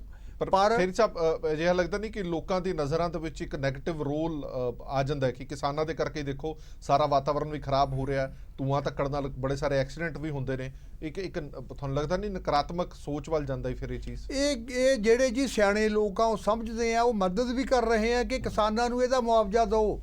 ਕੁਝ ਲੋਕ ਜਿਹੜੇ ਸਰਕਾਰ ਦੇ ਝੋਲੀ ਚੋਕਾਂ ਜਾਂ ਸਰਕਾਰ ਦੇ ਮੁਲਾਜ਼ਮ ਆ, ਉਹਨਾਂ ਨੇ ਤਾਂ ਸਰਕਾਰ ਦੀ ਬੋਲਣੀ ਹੀ ਹੁੰਦੀ ਹੈ। ਇਹਨਾਂ ਨੂੰ ਕੀ ਦਿੱਕਤ ਹੈ, ਜਿੰਨਾ ਖਰਚ ਹੁੰਦਾ ਉਹ ਕਿਸਾਨ ਆਪਣੀ ਆਮਦਨ ਵਿੱਚੋਂ ਕਿਉਂ ਦਵੇ? ਇਹ ਸਾਨੂੰ ਉਹਨਾਂ ਬੋਨਸ ਦੇ ਦੇਣ। ਬਾਰ-ਬਾਰ ਉਹੀ ਗੱਲ ਆਈ ਜਾਂਦੀ ਹੈ ਵੀ ਜਿੰਨਾ ਚਿਰ ਬੋਨਸ ਨਹੀਂ ਮਿਲਦਾ, ਕਿਸਾਨ ਤਾਂ ਪਹਿਲਾਂ ਹੀ ਖੁਦਕਸ਼ੀਆਂ ਕਰ ਰਿਹਾ ਹੈ। ਉਹ ਜੇ ਉਹਦੀ ਆਮਦਨ ਪ੍ਰਤੀ ਕਿੱਲਾ 5-4 ਹਜ਼ਾਰ ਹੋਰ ਘਟ ਗਈ ਤਾਂ ਖੁਦਕਸ਼ੀਆਂ ਵਧਣਗੀਆਂ ਕਿ ਘਟਣਗੀਆਂ? ਇੱਕ ਜਿਹੜੀ ਬਾਰ-ਬਾਰ ਕਰਜ਼ੇ ਦੀ ਗੱਲ ਆਈ ਜਾਂਦੀ ਹੈ, 3700 ਕਰੋੜ ਕਹਿੰਦਾ, ਕੋਈ 4700 ਕਰੋੜ ਕਹਿੰਦਾ ਹੈ, ਕੋਈ 4500, ਪਰ ਉਹਦਾ ਅੰਕੜਾ ਜੇ ਦੇਖੀਏ ਸਾਨੂੰ ਵਿਆਜ ਕਿੰਨਾ ਵੱਧ ਪੈ ਚੁੱਕਿਆ ਹੈ। ਇਹ ਤਾਂ ਕੁਛ ਗਲਤ ਹੈ ਹੀ ਚੀਜ਼ ਹੀ ਨਹੀਂ। 1,35,000 ਇਹਦਾ 3 ਗੁਣਾ ਵਿਆਜ ਆ ਜਿਹੜਾ ਪੰਜਾਬ ਦੀ ਕਿਸਾਨੀ ਨੂੰ ਪੈ ਚੁੱਕਿਆ। ਚਾਹੇ ਇੱਕ ਕਿਸਾਨ ਨੂੰ ਮਾਫ ਹੋ ਗਿਆ ਤਾਂ ਦੂਜੇ 4 ਨੂੰ ਵਿਆਜ ਪੈ ਗਿਆ। ਉਹ ਪਿਆ ਤਾਂ ਕਿਸਾਨੀ ਦੇ ਸਿਰ ਆ ਨਾ। ਉਹਨੂੰ ਕਿਸ ਤਰ੍ਹਾਂ ਮੰਨ ਲਈਏ ਵੀ ਇਹ ਕਿਸਾਨ ਦੀ ਮਦਦ ਹੋਈ ਹੈ? ਇਹ ਤਾਂ ਸਿਰਫ ਲਾਲੀਪੌਪ ਦਿੰਦੇ ਆ ਤੇ ਲੋਕਾਂ ਨੂੰ ਵੀ ਸਾਡੇ ਨਾਲ ਲੱਗੇ ਰਹਿਣ। ਬਾਕੀ ਜਿਹੜੀ ਆ ਇਲੈਕਸ਼ਨ ਦੀ ਬਾਰ-ਬਾਰ ਗੱਲ ਆਉਂਦੀ ਹੈ ਜੀ, ਇਲੈਕਸ਼ਨਾਂ ਜਿਹੜੀਆਂ ਬਾਈ ਇਲੈਕਸ਼ਨ ਆ, ਉੱਥੇ ਸਰਪੰਚਾਂ ਨੂੰ ਇਹ ਦਿੱਤਾ ਜਾਂਦਾ ਤੈਨੂੰ ਇੰਨਾ ਗਰੰਟਾਂ ਦੇ ਦੇਣੀਆਂ, ਤੂੰ ਆਹ ਕਰ ਲਈ। ਦੂਜਾ ਲੋਕਾਂ ਨੂੰ ਨਸ਼ੇ ਪਰ ਲਾ ਕੇ, ਸਾਰੇ ਲੋਕ ਸਿਆਣੇ ਨਹੀਂ ਹੈਗੇ, ਕੁਝ ਲੋਕਾਂ ਨੂੰ ਕੰਮ ਹੋਵੇ ਨਾ ਹੋਵੇ ਪਹਿਲੇ 5-4 ਦਿਨ ਇੱਕਣਾ ਉਹਨਾਂ ਦੀਆਂ ਨਸ਼ੇ ਦੇ ਨਾਲ ਹੀ ਸੁਰਤ ਮਾਰ ਰੱਖਣੀਆਂ। ਇਹ ਦਵਾ ਦੇ ਨਾਲ ਵੋਟਾਂ ਪਾਉਣਗੇ। ਜੇ ਵੋਟ ਪਊ ਨਹੀਂ, ਵੋਟ ਤਾਂ ਕਾਂਗਰਸ ਨੂੰ 10% ਲੋਕ ਵੀ ਪਾਉਣਾ ਚਾਹੁੰਦੇ ਨਹੀਂ। ਜੇ ਅੱਜ ਗੱਲ ਕਰੀਏ ਇਹ ਹਾਲਤ ਹੋਈ ਵੀ ਹੈ ਸਰਕਾਰ ਦੀ। ਬਿਲਕੁਲ ਠੀਕ ਹੈ। ਅਟਵਾਲ ਸਾਹਿਬ, ਇੱਕ ਆਖਰੀ ਸਟੇਟਮੈਂਟ। ਹੁਣ ਤੁਹਾਡੀਆਂ ਵੀ ਮੰਗਾਂ ਜਿਹੜੀਆਂ ਨੇ ਉਹ ਹਾਲੇ ਤੱਕ ਪ੍ਰਵਾਨ ਨਹੀਂ ਹੋਈਆਂ, ਹੁਣ ਅੱਗੇ ਦੀ ਰਣਨੀਤੀ ਕੀ ਰਹਿਣ ਵਾਲੀ? ਦੇਖੋ, ਸਾਡੀ ਜਿਹੜੀ ਰਣਨੀਤੀ, ਅਸੀਂ ਡੀਸੀ ਸਾਹਿਬ ਨੂੰ ਵੀ ਮੰਗ ਪੱਤਰ ਦੇ ਦਿੱਤੇ ਆ। ਆਉਣ ਵਾਲੀ ਬਾਈ ਇਲੈਕਸ਼ਨ 'ਚ ਅਸੀਂ ਜਿੱਥੇ ਜਿੱਥੇ ਇਹਨਾਂ ਦੇ ਕੈਂਡੀਡੇਟ ਹੋਣਗੇ ਉੱਥੇ ਇਹਨਾਂ ਦਾ ਘਰਾਓ ਕਰਾਂਗੇ। ਦੇਖੋ, ਅਸੀਂ ਆਪਣੇ ਹੱਕਾਂ ਲਈ ਲੜ ਰਹੇ ਆ। ਅਸੀਂ ਜੋ ਵੀ ਸਾਡੇ ਕੋਲ ਹੋਇਆ ਅਸੀਂ ਉਹ ਪ੍ਰੋਟੈਸਟ ਕਰਾਂਗੇ, ਇਹਨਾਂ ਦੇ ਰਾਹ ਰੋਕਾਂਗੇ ਮੰਤਰੀਆਂ ਨੂੰ। ਬਾਕੀ ਜਿਹੜੇ ਪਰਾਲੀ ਦੇ ਧੂਏ ਦੀ ਗੱਲ ਕਰਦੇ ਆ, ਸਿਰਫ 3% ਪਰਾਲੀ ਦਾ ਧੂਆਂ ਹੁੰਦਾ ਆ 5-10 ਦਿਨ ਲਈ, ਪਰ ਉਹਦੇ ਵਿੱਚ ਇਹ ਕਿਸਾਨ ਨੂੰ ਹੀ ਕਿਉਂ ਕਹੀ ਜਾ ਰਹੇ ਜ਼ਿੰਮੇਵਾਰ? ਇਹਦੇ ਲਈ ਜ਼ਿੰਮੇਵਾਰ ਵਣ ਵਿਭਾਗ ਆ। ਮੈਂ ਬਹੁਤ ਚਿਰ ਦਾ ਦੱਸਣਾ ਚਾਹੁੰਦਾ ਕਿ ਵਣ ਵਿਭਾਗ ਦੀ ਨਾਕਾਮੀ ਆ। ਜੀਟੀ ਰੋਡ ਬਣਦੇ ਆ, ਸਾਡੀ ਸਹੂਲਤ ਨੂੰ ਬਣਦੇ, ਉਹ ਤੋਂ ਲੱਖਾਂ ਕਰੋੜਾਂ ਦਰਖਤ ਕੱਟ ਜਾਂਦਾ। ਸਰਕਾਰ ਨੇ ਕਿੰਨੇ ਦਰਖਤ ਲਾਏ? ਕਿੰਨੇ ਵਣ ਵਿਭਾਗ ਨੇ ਦਰਖਤ ਲਾਏ? ਉਹਦੀ ਡਿਊਟੀ ਬਣਦੀ ਪ੍ਰਦੂਸ਼ਣ ਦਾ ਰੋਕਣਾ ਆ ਦਰਖਤਾਂ ਨੇ। ਤੇ ਬਾਕੀ ਅਸੀਂ ਸਰਕਾਰ ਨੂੰ ਇਹ ਸੁਚੇਤ ਕਰ ਦੇਣਾ ਚਾਹੁੰਦੇ ਆ ਕਿ ਜਿਹੜਾ ਕਿਸਾਨ ਆ ਇਸ ਟਾਈਮ ਬਿਲਕੁਲ ਅੱਕ ਚੁੱਕਾ ਆ। ਅਸੀਂ ਜਿੱਥੇ ਜਿੱਥੇ ਇਹਨਾਂ ਦਾ ਬਾਈ ਇਲੈਕਸ਼ਨ ਹੋਊਗਾ ਉੱਥੇ ਉੱਥੇ ਇਹਨਾਂ ਦੇ ਜਿਹੜੇ ਵੀ ਕੈਂਡੀਡੇਟ ਹੋਣ ਉਹਨਾਂ ਦਾ ਘਰਾਓ ਕਰਾਂਗੇ, ਲੋਕਾਂ ਨੂੰ ਸੁਚੇਤ ਕਰਾਂਗੇ। ਆਪਣੇ ਹੱਕ ਲਈ ਅਸੀਂ ਆਪਣਾ ਗੰਨੇ ਦਾ ਪੈਸਾ ਮੰਗ ਰਹੇ ਹਾਂ। ਮੈਂ ਤੁਹਾਡਾ ਵੀ ਬਹੁਤ ਧੰਨਵਾਦ ਹੀ ਕਰਦਾ ਕਿ ਤੁਸੀਂ ਜੋ ਸਾਨੂੰ ਇੱਥੇ ਬੋਲਣ ਦਾ ਮੌਕਾ ਦਿੱਤਾ, ਕਿਉਂਕਿ ਇਹ ਤਾਂ ਹੋਰ ਕੋਈ ਸਾਡੀ ਸੁਣਦਾ ਨਹੀਂ। ਗੂੰਗੀ ਤੇ ਬੋਲੀ ਸਰਕਾਰ ਹੋਈ। ਇਹਨਾਂ ਨੇ, ਮੈਨੂੰ ਲੱਗਦਾ ਵੀ ਕੈਪਟਨ ਸਾਹਿਬ ਨੇ ਗਿਨੀਜ਼ ਬੁੱਕ 'ਚ ਨਾਂ ਲਿਖਾਉਣਾ ਝੂਠ ਦਾ, ਕਿ ਅਸੀਂ ਇੰਨਾ ਕੁ ਪੰਜਾਬ ਦੇ ਵਿੱਚ ਜਿਹੜਾ ਝੂਠ ਬੋਲਿਆ ਇਹ ਤੋਂ ਉੱਪਰ ਹੋਰ ਕੋਈ ਨਹੀਂ ਬੋਲ ਸਕਦਾ। ਠੀਕ ਹੈ, ਠੀਕ ਹੈ, ਬਹੁਤ ਬਹੁਤ ਧੰਨਵਾਦ। ਹਾਂਜੀ ਠੇਰੀ ਸਾਹਿਬ, ਜਲਦੀ ਚ ਕੁਝ ਇੱਕ ਗੱਲ ਮੈਂ ਤਾਂ ਕਹਿਣੀ ਚਾਹੁੰਦਾ ਜੀ, ਜਿਹੜੀ ਆਪਣਾ ਗੰਨੇ ਦੇ ਪੈਸੇ ਵਾਲੀ ਹੈ ਜੀ ਜੀ, ਉਹ ਮਰਿੰਡਾ ਮਿੱਲ ਦਾ ਵੀ 32 ਕਰੋੜ ਰੁਪਇਆ ਲਗਭਗ ਰਹਿੰਦਾ। ਜਦੋਂ ਅਸੀਂ ਮਿਲਣ ਜਾਂਦੇ ਆ ਉਹ ਕਹਿੰਦੇ ਆ 5.25 ਕਰੋੜ ਤੁਹਾਡਾ ਪਹੁੰਚਣ ਵਾਲਾ ਹੈ। ਮੈਂ ਹੁਣ ਵੀ ਇੱਕ ਦਿਨ ਪੁੱਛਿਆ ਸੀ 2 ਦਿਨ ਪਹਿਲਾਂ ਕਿ ਉਹ 5 ਕਰੋੜ ਸਾਡਾ, ਉਹ ਗੱਡੀ ਕਿੱਥੇ ਫਸ ਗਈ, ਕਿਹੜੇ ਸਟੇਸ਼ਨ ਤੇ ਹੈ? ਅਗਲੀਆਂ ਜਿਹੜੀਆਂ ਤੇਜ਼ ਗੱਡੀਆਂ ਉਹ ਲਾ ਕੇ ਬੁੱਢੇਵਾਲ ਤੇ ਫਾਜ਼ਿਲਕਾ ਕਿਸ ਤਰ੍ਹਾਂ ਪਹੁੰਚ ਗਈਆਂ? ਇਹਦੇ ਨਾਲੋਂ ਵੱਡਾ ਝੂਠ ਹੋਰ ਕੀ ਹੋ ਸਕਦਾ? ਬਹੁਤ ਬਹੁਤ ਧੰਨਵਾਦ ਸਾਰੇ ਮਹਿਮਾਨਾਂ ਦਾ ਇਸ ਪੂਰੀ ਵਿਚਾਰ ਚਰਚਾ 'ਚ ਬਣੇ ਰਹਿਣ ਦੇ ਲਈ। ਸੋ ਕਿਸਾਨਾਂ ਦੀ ਹਾਲਤ ਕੀ ਹੈ ਕਿਸੇ ਨੂੰ ਦੱਸਣ ਦੀ ਜ਼ਰੂਰਤ ਹੈ ਨਹੀਂ ਹੈ। ਘੱਟੋ ਘੱਟ ਉਹਨਾਂ ਕਿਸਾਨਾਂ ਦਾ ਦੁੱਖ ਜ਼ਿਆਦਾ ਵੱਡਾ ਹੋ ਜਾਂਦਾ ਹੈ ਜਿਨ੍ਹਾਂ ਨੇ ਫਸਲਾਂ ਆਪਣੀਆਂ ਵੇਚੀਆਂ ਔਰ ਉਹਨਾਂ ਨੂੰ ਫਸਲਾਂ ਦੇ ਪੈਸੇ ਵੀ ਨਹੀਂ ਮਿਲੇ, ਔਰ ਉਸੇ ਫਸਲ ਦਾ ਕਰਜ਼ਾ ਲੈ ਕੇ ਜਿਹੜਾ ਵਿਆਜ ਭਰ ਰਹੇ ਨੇ, ਉਹ ਇਸ ਤੋਂ ਵੱਡੀ ਤਰਾਸਦੀ ਕੋਈ ਹੋਰ ਹੋ ਨਹੀਂ ਸਕਦੀ। ਦੇਸ਼ ਦੁਨੀਆ ਦੀ ਬਾਕੀ ਖਬਰਾਂ ਲਈ ਬਣੇ ਰਹੋ PTC ਨਿਊਜ਼ ਨਾਲ। ਧੰਨਵਾਦ।